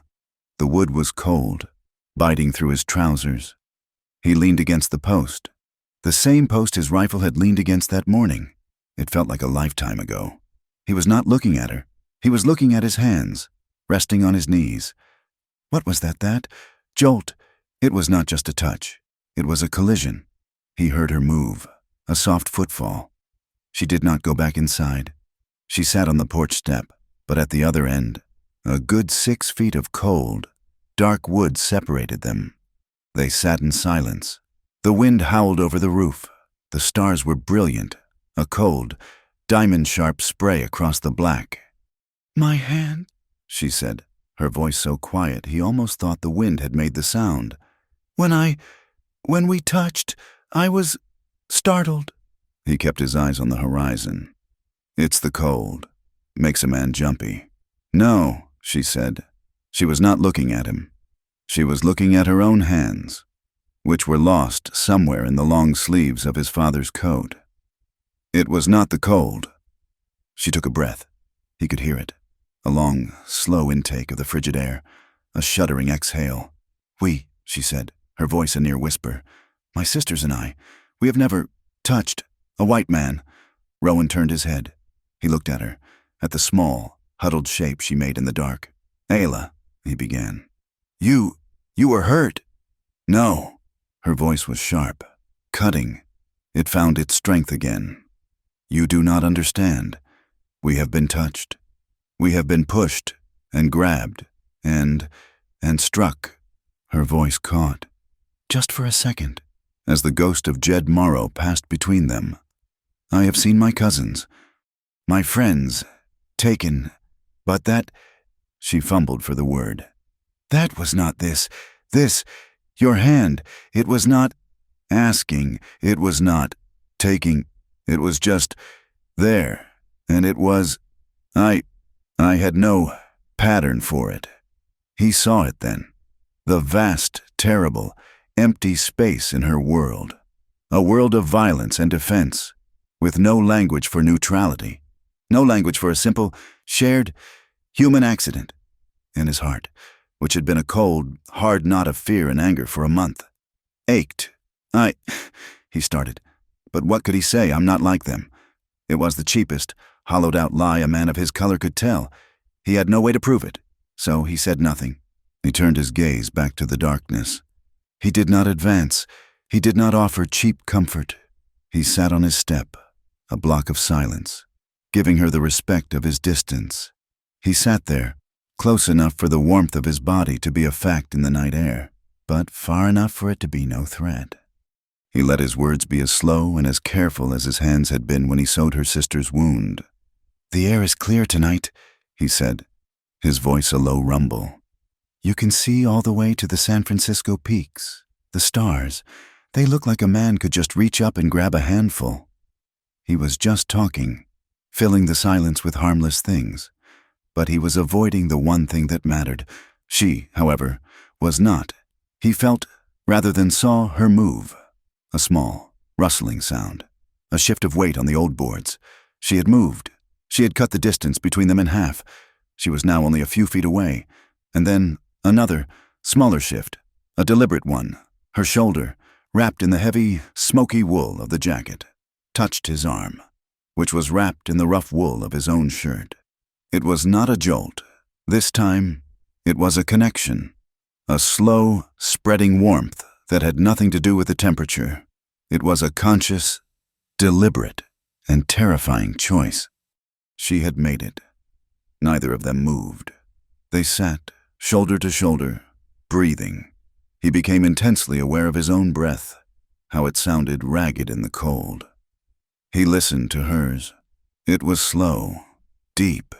He could feel the slight, rhythmic pressure of it through her shoulder. He felt his own breathing slow down, sink to hers, until they were a single, quiet rhythm in the darkness. His hand was resting on the step between them, palm up, in a posture of weary rest. He had been looking at it, at the calluses, at the dirt ingrained in the lines. He saw her hand emerge from the long, dark tunnel of the sleeve. Her fingers were long, the knuckles strong, calloused, like his, but in different ways. Her hand moved, a slow, exploring, deliberate motion. He did not move. He did not breathe. He kept his hand open, an offering, a door. Her index finger, the very tip of it, touched the palm of his hand. It was not a caress. It was a question. It was a probing, unhurried exploration, as if she were reading a map in the dark. Her finger traced the deep, wide scar that ran from the base of his thumb to his wrist. It was an old, white, ugly mark, from a day, 10 years ago, when he had been foolish with a branding iron. "This," she whispered, her voice a vibration that seemed to travel from her shoulder to his. "It is an old burn." "Yes," he said, his own voice thick, unfamiliar. "I was a boy, trying to prove I was a man. I learned I was neither." "No," she said, her finger tracing the scar to its end. "You were learning." Her hand did not leave his. It rested there, in the center of his palm, a small, cool weight that was heavier than his entire ranch. He turned his hand, slowly, so slowly. He turned it, and his fingers, calloused and rough, gently closed around hers. He did not grip. He did not pull. He just held. He cradled her hand, his thumb resting on the pulse at her wrist. It was beating, fast, but so was his. He looked at her, and she, at the same moment, turned and looked at him. In the starlight, he could not see the wariness in her eyes. He could only see the curiosity, and the darkness, and a faint, reflected light. The distance between them was no longer 6 feet. It was 6 inches. He did not lean in. He would not. This had to be her choice. This, more than the warrant, more than the fight, was the real test. She was the one who moved. Her eyes searched his. They were looking for Kincaid, for Morrow, for the lies of 100 years. And he just let her look. He did not hide. He did not pretend. She must have found, or not found, what she was looking for. She leaned in. The movement was so small, so hesitant. He almost thought he had imagined it. She was offering a chance. He met her. It was not a kiss of passion. It was not the fiery of a cheap novel. It was something far more potent. It was, as the outline had dreamed, like a single perfect ash flake, drifting from the fire and landing on the still, dark surface of a stream. It was just a touch, his lips chapped by the wind against hers, which were soft and cool and tasted of the corn gruel, and of her it was a kiss of pure, unadulterated discovery. He did not push, he did not part her lips, he did not ask for more. He just held the kiss. He held it and held it and held it. A single, unchanging point of contact in a world that was spinning apart. When they parted, it was not a parting. It was a sigh. Their eyes were closed, their foreheads, as if by some unspoken agreement, came to rest against each other. They were breathing the same small, warm pocket of air. He could feel the fine, strong bones of her brow against his. He was respecting the distance. He was honoring the decision. His hands, his one hand, was still just holding hers. He had not moved to her waist, or her hair, or her body. He would not. She let out a long, shuddering sigh, and the last of her strength, the last of the warrior's posture, seemed to flow out of her. She did not pull away. She just leaned. Her forehead slid from his down until it came to rest on his shoulder. Her body, wrapped in his father's coat, sagged against his. It was a gesture of profound and new and terrifying trust. She was whispering, her lips moving against the wool of his shirt. He had to strain to hear her. "We have a path, the path of fighting. It is hard." He waited. "But this," she whispered, her hand tightening in his. "This is the other path, the path of learning. How to be gentle. It is harder." He wanted to wrap his arms around her, to pull her tight, to tell her. What he did not. He sat as still as the rocks on the ridge, a solid thing for her to lean against. He covered her hand, the one he was holding, with his other hand, sandwiching her in his own calloused warmth. "Both paths," he whispered back, his voice a low, rough thing he barely recognized. "We'll walk them, together, with you." They sat like that.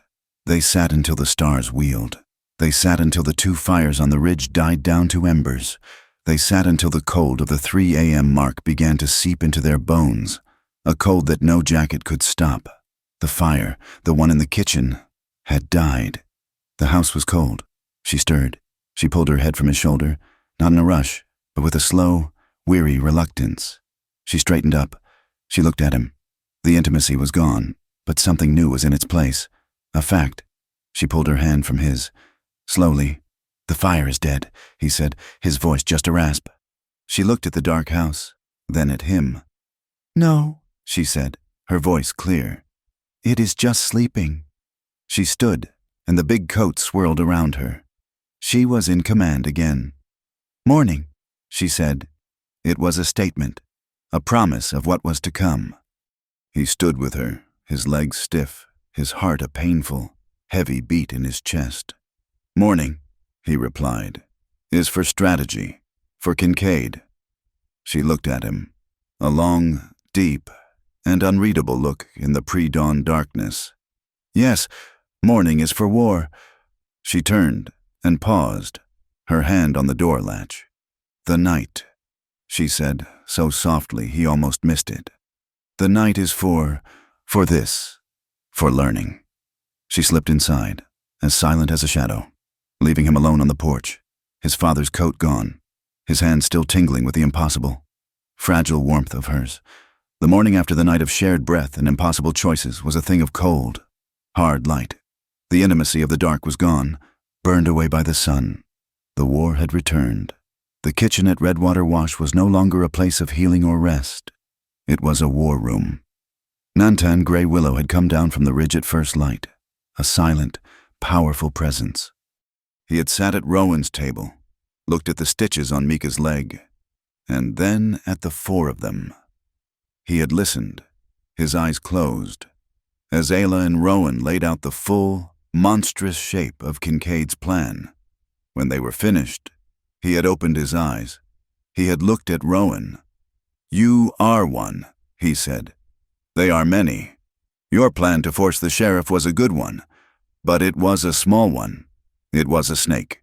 You must now fight a spider. You must burn the web. And so, the new plan was born. It was not a plan of defense. It was a plan of attack.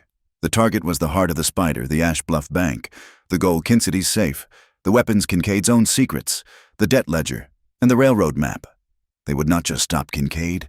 They would, as Nantan had said, burn his web, expose him to the very people he pretended to serve.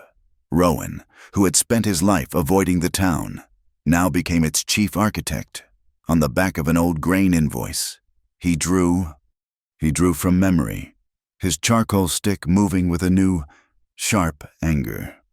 "The bank," he explained, his finger jabbing the paper. "It's on the main street, but the alley behind it, here, it's narrow. It's where the wagons unload.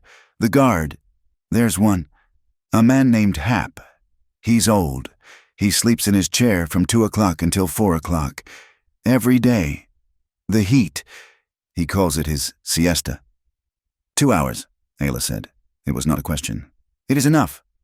Getting in is one thing," Rowan said, drawing a new line. "The side door. It's heavy oak, but the lock is... He's lazy. He uses a bolt on the inside, but the door itself, the hinges, they are on the outside." He looked at Ayla. "A bar, a bolt cutter. We can pull the pins. Take the entire door off the wall." "No," Ayla said. "Too loud. Too much time. The bolt. You said a bolt on the inside. What about the top?" Rowan looked at his own drawing. The bank had a high, false front, but the building itself was a single story with a low, sloping roof. "The eaves," he said, the idea dawning. "From the roof of the assay office next door. Yes, you could get on the bank roof, but there's no way in. There is always a way." Ayla said, "The window. For the heat. A small one. Near the ceiling." "Yes," Rowan said. "The transom window. It's just glass." "Glass breaks," Ayla said. "No," Rowan countered. "Glass sounds, but it's on a hinge, for the air, a rope, a thin one. We could snag the latch from the outside. If we can get a man to the roof." "I will go," Tala said. All eyes turned to the youngest sister. She was no longer a sentry, a hawk. She was an actor. "I will be a laundress," she said, her voice clear. "I have watched them. They are invisible. They walk everywhere." Rowan looked at her. "Tala, Kincaid's men are..." "They will not see me," Tala said, her small, hard smile appearing for the first time. "They will see a bucket and a rag." She began to hum, a soft, tuneless sound. "I will walk the alleys. I will clean the windows. I will be his siesta. I will count the steps of the guard. I will know when he coughs. I will know when he sleeps. My count will be your clock." She tapped her foot, a soft, steady rhythm, a lullaby. Mika, who had been silent, her face a mask of pained concentration, spoke up. "You will need a diversion. Hap may sleep, but the street does not. You will need to make a distraction." She pointed to Rowan's stove. "You're chilly. It is hot. Good." She then pointed to the roof of the barn. "And your tar for mending, it is smoky, black." Rowan saw it. "The alley, the one on the far side of the street." "Yes," Mika said, a grim satisfaction in her eyes. "A small fire, a pan of tar, a handful of chili, a handful of sulfur. The sneezing, the choking, the men will run. They will run to the smoke, and you." She looked at Ayla and Rowan. "You will run to the shadow." The plan was set. 2 days later, the 3rd of October, the hottest, driest, most miserable afternoon of the fall. Ash Bluff was dead. The heat was a physical weight, a shimmering, glassy thing that made the dust on the main street bake. A small, wiry figure, a girl who looked to be perhaps 14 years of a hard life, shuffled down the boardwalk. She was carrying a heavy wooden bucket of dirty water in one hand and a long pole with a rag on it in the other. She was humming that same tuneless lullaby. She was Tala. She was invisible. She stopped at the alley beside the bank. She looked up at the sun, as if to curse its heat. She set her bucket down. She sat, her back against the brick, in the thin, hot slice of shade. She closed her eyes, but she was not resting. She was counting. Hum, hum, hum. 1,000, 1,000. This was the rhythm of Hap, the guard, on his inside patrol. Hum, hum, hum. 1,000. This was the sound of the assayer's office next door. The stamp, stamp, stamp. Stopping for the day. Hum, hum, hum. This was the sound of the chair.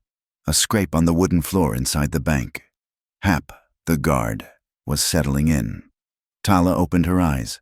She looked across the street, to the far alley. She gave a single sharp whistle, the call of a mourning dove. In that far alley, a small, covered tin of coals was tipped over onto a preset pile of tinder.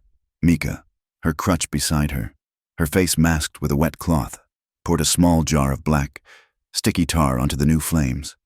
She added a heavy pouch of sulfur and dried chili. The effect was not immediate. It was insidious. A plume of thick, oily, black smoke rose. Not a fire, but a smudge. It rolled out of the alley, low to the ground. It smelled, at first, like roofing, then the chili and the sulfur hit. It was a chemical, visceral assault. A man on the boardwalk, dozing, was the first. He sat bolt upright, his face contorted, and let out a sneeze that sounded like a gunshot. "Achoo!" he gasped, and the new air he pulled in was pure fire. He began to cough, a deep, hacking, weeping cough. "Fire!" he screamed, his voice cracking. Poison!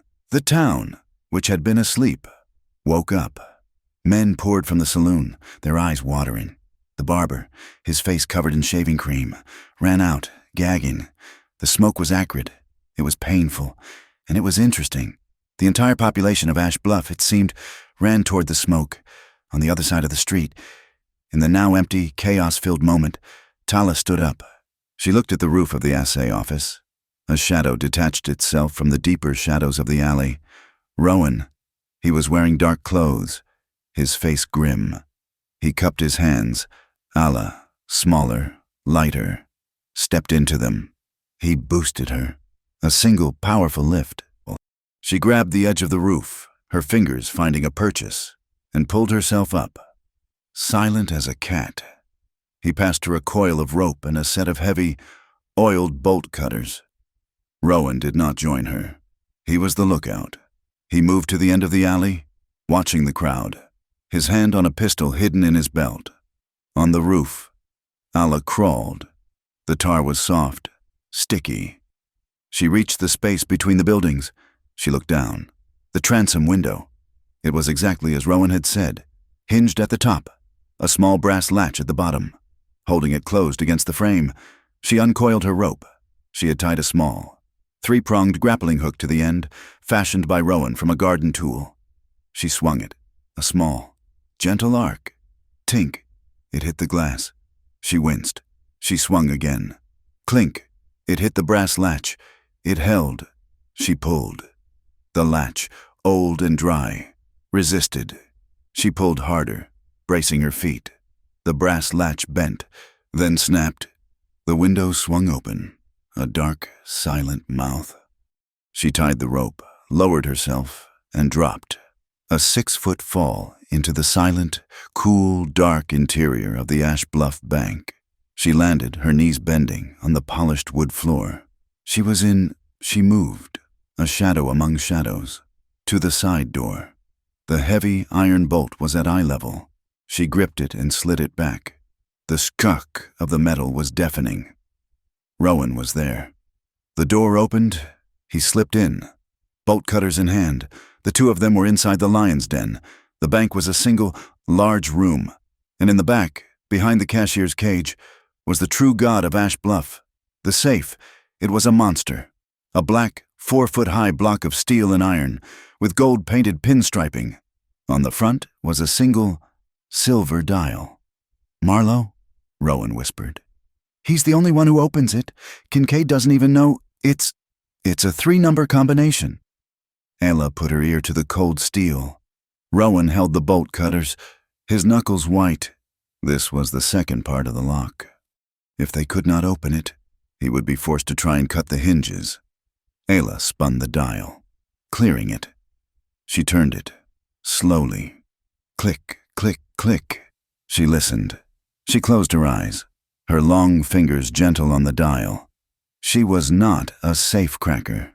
She was a hunter, and she was listening for the heartbeat of the animal. She tried.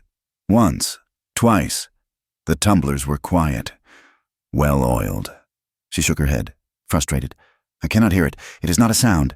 It is a feeling. Rowan looked around, his eyes scanning Kincaid's desk, which was beside the safe. It was neat, orderly, a stack of papers, a blotter, and an inkwell.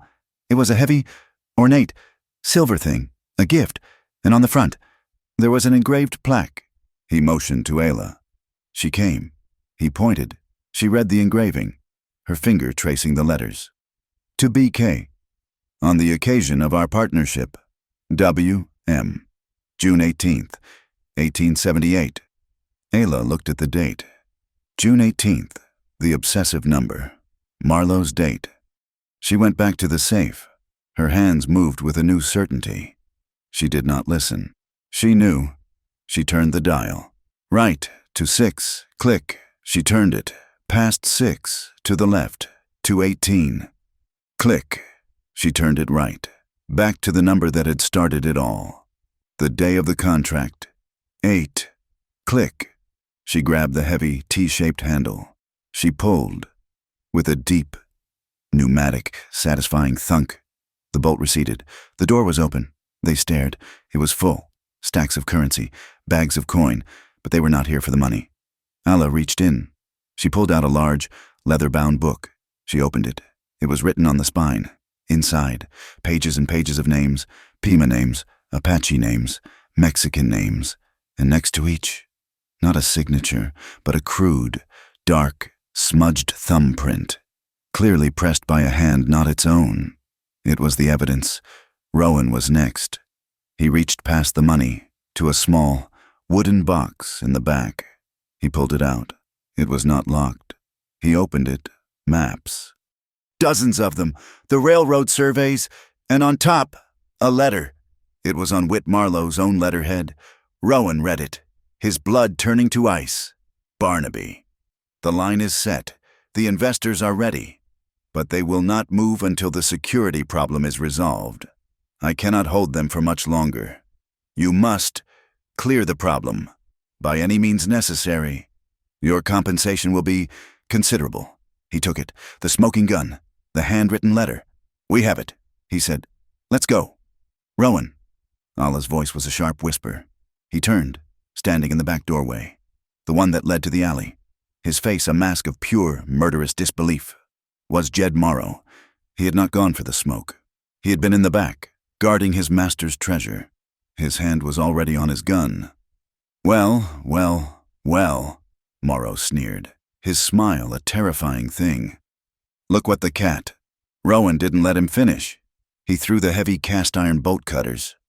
He threw them underhand, a desperate, powerful heave. The cutters spun, end over end, and struck Morrow square in the chest with a sound like a hammer hitting a side of beef. Thwack! Morrow grunted, the air forced from his lungs, and he staggered back, his gun firing. A deafening boom in the enclosed space. The bullet went wild, smashing the plaster on the ceiling. Go, go, go, Rowan screamed. Grabbing Ayla and shoving her out the side door, they burst into the alley, into the sunlight. The diversion was still working. The street was a chaos of coughing, shouting men. Thief! Morrow roared, stumbling out of the bank behind them, his face purple, his gun now in his hand. Thieves, stop them! The chase was on. They ran. They bolted from the alley, Rowan pulling Ayla by the hand. They ran, not toward the street, but through the buildings, through the narrow market, the open-air market. It was a river of people, and chickens, and pigs. They smashed through a stand of dried chilies, sending a red cloud into the air. They dodged a blacksmith carrying a hot piece of iron. Stop them, Morrow screamed, firing again. The bullet zipped past Rowan's ear, so close he felt the heat of it. The crowd didn't know what was happening. They just heard the gunshot. They screamed. They scattered. They became a wall of panicking, moving bodies. "This way!" Rowan yelled, pulling Ayla down a narrow path between a pig pen and a tortilla stand. Morrow was right behind them, his heavy boots pounding the earth. He was faster than he looked. He was a bull, and he was gaining. They burst out of the market, into the clear, the wagon yard. Their horses, Nantan's horses, were hidden a quarter-mile away. They would never make it. "Rowan," a voice, high and clear. "Tala." She was standing on the far side of the yard, by a low, sloping loading dock. She was not running. She was holding a rope, her lariat. The trip rope. Morrow saw them. He saw the end of the line. He raised his pistol, taking his time. "End of the road. Pike," he snarled. "Now." "Tala," Rowan bellowed. And he did the last thing Morrow expected. He let go of Ayla's hand and charged, not at Morrow, but to the side, rolling behind a water trough. Morrow, confused, spun to follow him, and he ran right into the trap. Tala had not thrown the rope. She had strung it. She had tied it, a foot off the ground, between two support posts. Morrow, running at full speed, his eyes on Rowan, did not see it. His shin hit the rope with the full, driving force of his 250-pound body. His feet went out from under him. He did not just fall. He flew. He was airborne, his body horizontal, and he landed, not on the soft dust, but on the hard, unforgiving edge of the wooden loading dock. There was a sound, a crack. It was not a gunshot. It was the sound of a large bone, his femur or his hip, snapping. Morrow screamed. It was a high, thin, unmanly sound, a sound of pure, unadulterated agony. His gun skittered away into the dust, and the crowd, the market people, who had just rounded the corner, saw it all. They saw the big, mean man, Jed Morrow, flying through the air and crashing. They didn't know about the heist. They didn't know about the gun. They just saw a big man, a bully, take a spectacular fall. A child laughed. And then the whole market, the market people, began to cheer. They cheered. They thought it was a show, a circus trick. They clapped. They hooted. They pointed at the fat man, Jed Morrow, who was now clutching his leg, weeping and cursing in the dust, in the chaos, under the cover of the applause. Rowan, Ayla, and Tala slipped away. They were just three more faces in the crowd, a crowd that had, without knowing it, just become their human shield. By the time they reached Redwater Wash, the sun was low. The stolen ledger and the letter were safe. Nantan was waiting. He did not look at the ledger. He took the letter from Marlowe. He read it. His face was stone. He gave the letter, and a single page from the ledger, the one with the most names, to a young, nameless rider. "Caleb Dunn," he said. "The preacher. He is not a man of the bank. He will read. He is the only one who will dare." The rider was gone. A puff of dust in the twilight. The checkmate was set. An hour later, a different rider, one of Rowan's, came back from town. "Sheriff Parr, he's trapped," the man said, his eyes wide. "Morrow is broken. The preacher. Dunn. He's got the letter. He's reading it. In the saloon. Parr. He has no choice." Rowan looked at Ayla. "Parr," the man finished. "He's agreed. He's called a town hall meeting. He's calling it for sunset, today." The sun was a smear of bloody orange, bleeding out over the western ridges, as Ash Bluff's town square became a courtroom. There was no judge, no jury box, just a sea of upturned, angry, and frightened faces. The entire town was there. Miners, in their sulfur-stained work clothes, shopkeepers, their aprons still on. Wives, clutching shawls, their faces pale. They were packed shoulder to shoulder, a dense, breathing, and volatile mass of humanity. In the center, standing on the bed of a freight wagon, was Preacher Caleb Dunn. He was a small, thin man with a reedy voice. But tonight, that voice was filled with a fire that had nothing to do with God. In his hand, he held 2 pieces of paper, illuminated by the 4 kerosene lanterns hung on poles around him. "I am not a lawyer," Dunn's voice rang out, sharp and clear in the twilight. "I am a man of God, and I tell you, what I have here, this is the work of the devil." A low murmur, an angry, hive-like buzz, rose from the crowd. "I hold in my hand a letter," Dunn cried, holding up Whit Marlowe's note.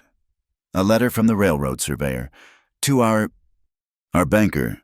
He spat the word. "He talks of a security problem. He talks of clearing the land. He talks of compensation." He then picked up the second sheet, the page from the stolen ledger. "And this is how he clears it.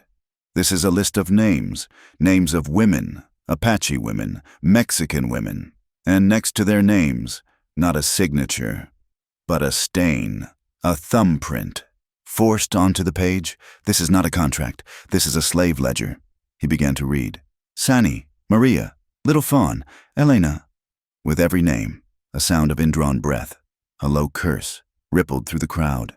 Barnaby Kincaid stood near the wagon, his fine black coat now covered in dust. He was flanked by 2 nervous-looking deputies who were supposed to be guarding him, but who looked more like they were huddling near him for protection. "Lies," Kincaid's voice boomed, rich and powerful, practiced from years of foreclosures. "This is a fabrication, a theft. This rancher," he pointed at Rowan, who stood at the edge of the crowd, Ayla at his side. "He stole these. He is in league with these murderers. They stole my explosives." He was trying to pivot, to control the narrative, but the crowd was not buying it. "What about the letter?" "Kincaid," a voice yelled. "What about Sani?" another voice cried. "This one female." "It's a forgery," Kincaid roared. "All of it. You'll see how they work. They come, they steal, they lie. They are a danger to this town, to our jobs. He stopped. He had seen Jed Morrow. Morrow was not in the crowd. He was slumped on a bench outside the sheriff's office, his leg grotesquely swollen and crudely splinted, propped up on a crate. He was a picture of agony and hate, a guard standing over him. Kincaid's eyes met Morrow's. He gave a single, sharp jerk of his head, a signal. Create a diversion. Start the fire. Morrow had been waiting. He was a broken animal, but the venom was still in him. In a single, impossibly fast motion for a man in his state. He ignored the pistol on his hip. He lunged, not with his leg, but with his upper body, his hand darting into his boot. He pulled a long, thin skinning knife. He was not trying to escape. He was trying to kill. He lunged at the nearest deputy, to gut him, to break the circle, to start the riot that Kincaid needed. No, Ayla had never taken her eyes off him. She was not a part of the crowd. She was a hunter. She had been waiting for the wounded animal to make its last, desperate move. She moved like a flash, a cut. She did not run. She leapt. In 2 bounds, she was off the boardwalk, onto the bench, and on top of him. She did not grab his hand. She smashed her elbow, a hard, downward spike, onto his wrist, pinning his knife hand to the wooden bench. The crack of bone was small, but sickening. Morrow screamed, a high, thin wail of pure agony, the knife clattering to the dust. At the exact same instant, Rowan, seeing the flash of steel, had pulled his own pistol. He did not aim at Morrow. He aimed at the air. He fired. The boom of the gunshot was a deafening punctuation mark to the chaos. The bullet, a warning, ripped through the wide brim of Morrow's hat, which had fallen onto the bench beside him. The crowd, which had been a low rumble, exploded. A hailstorm of curses and shouts. They surged, not in one direction, but in all of them. It was a panic. Sheriff Parr, his face a mask of white terror, finally acted. He raised his pistol in the air. "Order," he screamed. "Order, I am detaining Mr. Kincaid, on suspicion, for his own protection." It was a weak, pathetic move, but it was a move. In the chaos, a well-dressed man in fine boots tried to detach himself from the edge of the crowd. Whit Marlowe. He had been watching. his face pale, and he was now trying to slip away, to make it to the alley that led to his surveyor's office. He was almost there. A high, piercing whistle cut through the air. It was Tala. She was standing on a water trough, high above the crowd. She whistled again, a two-note bird call, and then pointed, not at Marlowe, but at the alley. A group of small children, 6 or 7 of them, who had been playing a game of tag on the far side of the square, heard the whistle. They had been playing with Tala all afternoon. It was their signal. The game is this way. They laughed, a high, pealing sound, and ran. A disorganized, joyous, screaming mob of children. They burst into the alley, a perfect human barrier of pure, innocent play. Marlowe, his face a mask of horror, skidded to a stop. He was trapped between the children and the square. He turned, frantic, to go back, and he walked straight into the arms of Sheriff Otis Parr. "Mr. Marlowe," Parr said, his voice heavy with a newfound, desperate authority. I think you need to come with me." The crowd, seeing the capture, seeing the railroad man taken, surged again, but this time with a new focus. "Thief!" a voice cried. "Liar!" another. "Get a rope!" "Hold!" Preacher Dunn roared, his voice breaking. "Hold! We are a town of laws, not a mob." And then, a new procession. From the back of the crowd, a group of men, their faces covered in soot, their clothes in tatters, stepped forward. They were the miners from the Black Candle. They were Mexican. They were Pima. They were Apache. And they walked into the circle of lantern light. He speaks the truth," one man said, his voice a hoarse cough. He pointed at the ledger. "My wife, Maria. He took her, the fingerprint." Another man stumbled forward, his breath a wheezing rattle. The lung sickness," he gasped. "The orange dust, it is in all of us." As one, they all began to cough. A dry, hacking, terrible sound, the sound of the Black Candle. Mika stepped forward, her crutch thudding in the dust. She was holding a clear glass jar, filled with water from the town well, and in her other hand, she held a small, black piece of rock, the candle. She held the jar up for all to see. "This is your water," she said, her voice clear. "This is his rock." She dropped the rock into the jar. A silence fell. They watched. At first, nothing. Then a faint, oily yellow film began to spread from the rock, a dark, toxic cloud, uncoiling in the clear water, turning it a sickly, demonic orange. The crowd gasped. It was a single, unified sound of horror. This was not a letter. This was not a ledger. This was poison. This was the proof. Kincaid saw it. He saw the last of his support, the last of his power, dissolve in that jar. He made one last, desperate gamble. "Fools!" he roared, his voice cracking. "You fools! You want to close the mine. You want to stop the railroad. You want to starve. I am jobs. I am the future. I am Ash Bluff without me. You are nothing." It was a good speech. It might have worked an hour ago. But Preacher Dunn, seeing the opening, stepped forward, his eyes blazing. He did not let the crowd answer. He answered, "No, Mr. Kincaid," Dunn cried, his voice soaring. "You are not the future. You are a past we are ashamed of. We want the railroad," he yelled to the crowd. "But we want a fair railroad, a railroad that pays for the land it takes." "Yes," a voice yelled. "We want the mine," Dunn continued. "But we want a safe mine, a mine that doesn't poison our men, a mine that pays a fair wage." "Yes," the crowd roared. The tide turned. The narrative seized. Dunn had given them a new path, not to destroy, but to reclaim. Sheriff Otis Parr saw his chance. He was not a leader, but he was a survivor. He saw which way the wind was blowing, and he ran to get in front of it. He pushed Marlowe into the hands of his deputies. "Hold him," he commanded. He grabbed a piece of paper and a pen from his own office. He walked to the wagon and, using the tailgate as a desk, he began to write, "In the name of the territory of Arizona." He read, his voice strong. performing for the crowd. I am hereby seizing the assets of the Ash Bluff Bank. Pending an investigation, I am sealing the Black Candle Mine for safety until a federal inspector, a territorial commissioner, can arrive. He signed it with a flourish. I am sending a wire to Judge Eames tonight, he declared. We will have justice. He turned, and with a grim satisfaction, he snapped a pair of iron handcuffs onto Barnaby Kincaid's wrists.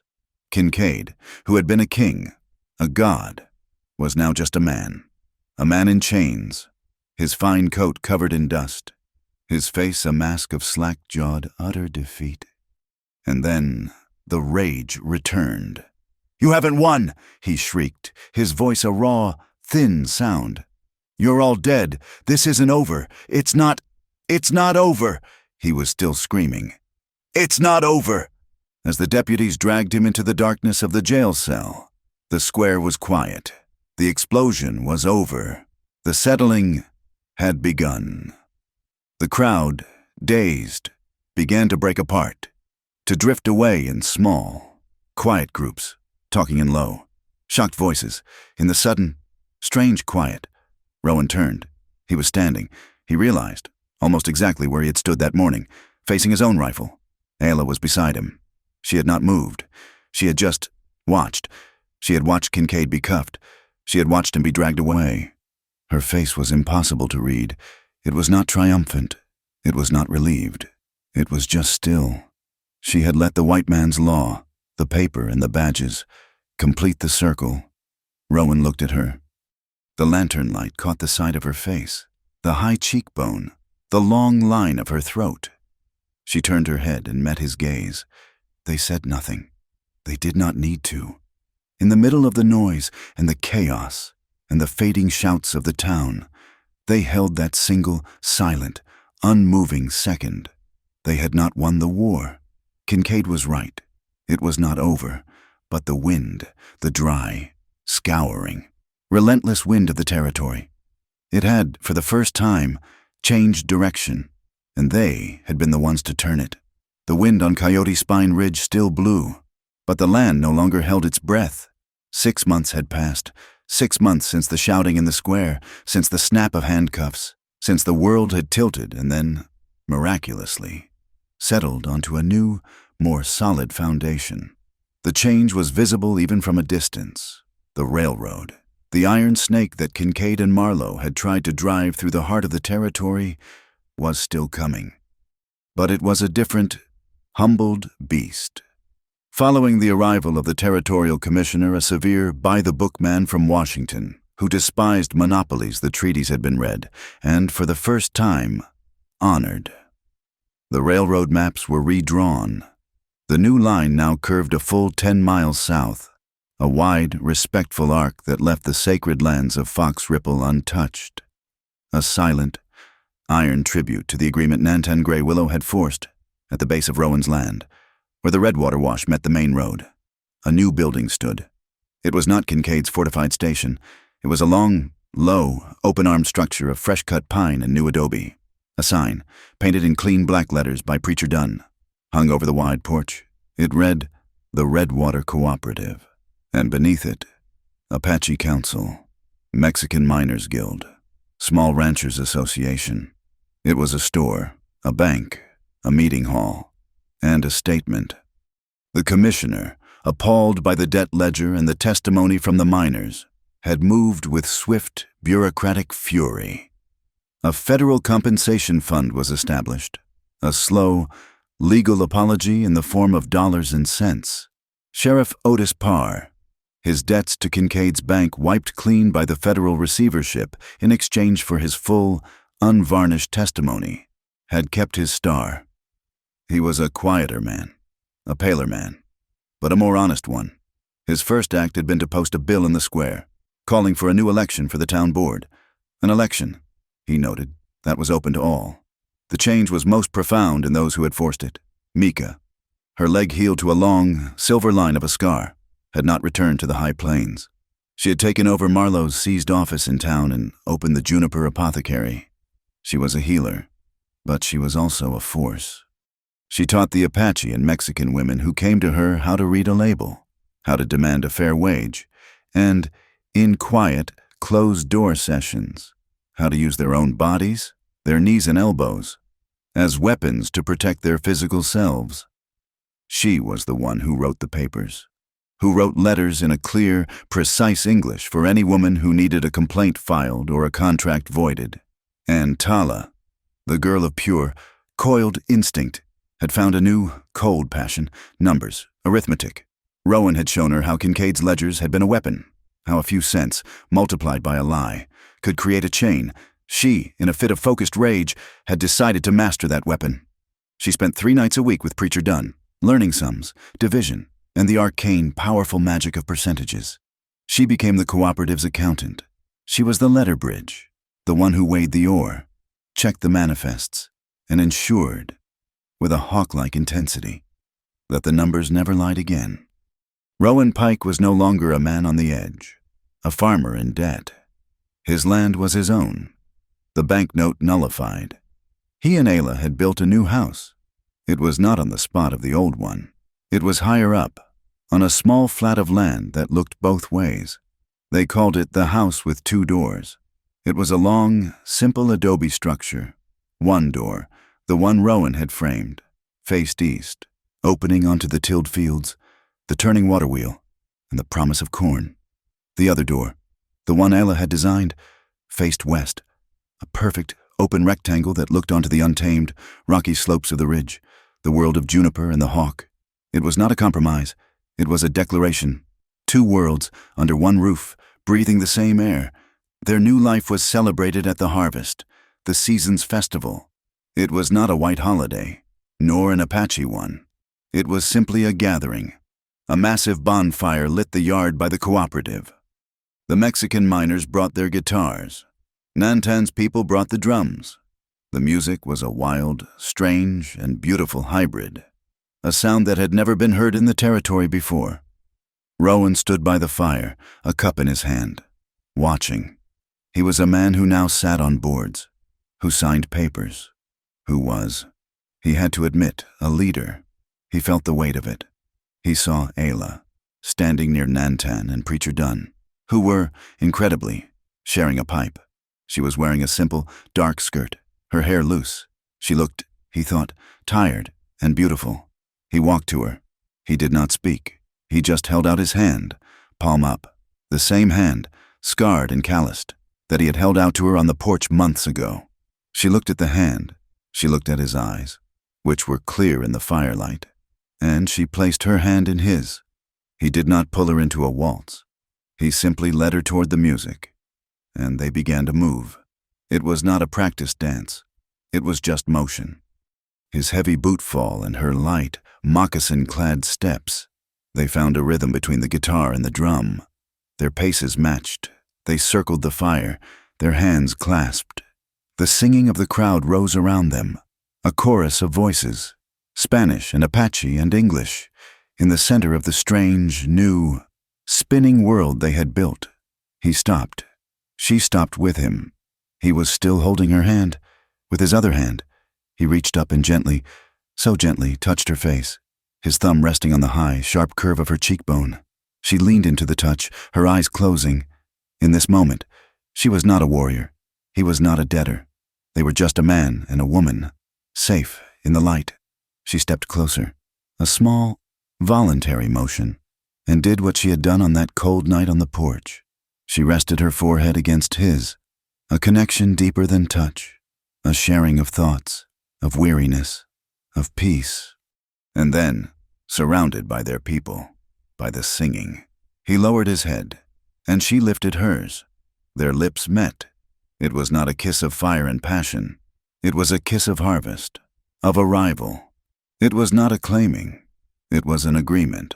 It was the pure, unadorned, and trusting swell of voluntary choice, a public declaration that held more weight than any paper license. Later that night, after the guitars were quiet and the drums were stilled, Nantan Grey Willow found Ayla. She was sitting on the porch of the new house, watching the embers of the great fire die. The old man approached, his step silent on the earth. He held out his hand. In his palm was a bracelet, made of polished, silver-gray beads, strung on a simple leather thong. They were the beads from the sacred gray willow trees that grew only by the Fox Ripple. He did not wait for her to take it. He took her wrist, the one that had been bruised, and gently, he tied the bracelet around it. "This is not a title," Nantan said, his voice a low, soft rumble. "It is not a sign that you are a chief or a leader." He met her eyes, his own as old as the hills. "It is a sign of your burden. It is the responsibility, the one that you have chosen to pick up every single morning." The final piece of the old world fell away a week later. The mail rider brought a letter, an official one, bearing the seal of the territorial court in Prescott. It was from Judge Eames. Rowan read it aloud in their kitchen, by the light of the kerosene lamp. Ayla sat across from him, her hands still, the gray willow beads a pale circle on her wrist. The language of the letter was dry, full of legal terms and statutes, but the meaning was a revolution. Barnaby Kincaid had been indicted on 12 counts, including fraud, conspiracy, and involuntary servitude. He would be tried in a federal court. Whit Marlowe had been permanently disbarred from all territorial contracts. His career in Arizona finished, and the Black Candle Mine. It was not to be closed. It was to be seized by the territory and placed in a new arrangement, a workers' trust, to be owned and operated by the miners themselves, under the permanent, paid supervision of a federal health and safety officer. That night, the quiet in the house with 2 doors was absolute. The wind was still. Both doors were open, letting the cool, sage-scented air of the hills mix with the warm, rich smell of the tilled earth. They lay on their cot, the moonlight from the west door painting a silver square on the floor. Ayla spoke into the darkness, her voice so low it was almost just a thought. "That night," she said, "on the porch, I told you, we have never touched a white man." Rowan waited, his heart suddenly, painfully still. She turned her head on the pillow, her dark hair a shadow against the white linen. It was not because we were afraid." Her voice was a whisper, but it was as clear as a bell. "It was because we had never met one, not one, who knew how to touch with respect, who knew how to touch with an open hand and not a fist." Rowan found her hand in the dark, the one with the bracelet, his calloused fingers interlaced with hers, a familiar, perfect fit. "Ella," he said, his voice rough, thick with an emotion that still had no name. "If I know anything at all about that, it is because I learned it from you. The end, when it came, was not an end. It was a beginning. It came on a clear, cold morning 1 month later. It was a sound, a new sound, one the territory had never heard, a long, mournful, and distant train whistle. It echoed off the high, basalt cliffs of Coyote Spine Ridge, the first train on the new Southern line. Rowan and Ayla stood on the porch of their house with 2 doors. He shaded his eyes, watching the plume of white steam, 10 miles to the south, moving across the desert. She watched the hawks circle the high ridge, undisturbed. He reached for her hand. She took it. They stood hand in hand. They stood together, listening to the sound of the future. It was not Kincaid's future. It was theirs. It was not a conclusion. It was chapter 1, the first chapter of a new legend, a story of how the border, a place of blood and dust, finally, painfully, began to learn how love and justice could, at last, walk together on the same path. Thank you so much for listening to this story. I'd love to know where in the world you're tuning in from, so please leave a comment below and share your thoughts. Let's talk about it. If you enjoyed this journey, please subscribe to Wild West Stories 1850, give this video a like, and show your support by hitting that hype button so more people can hear this story.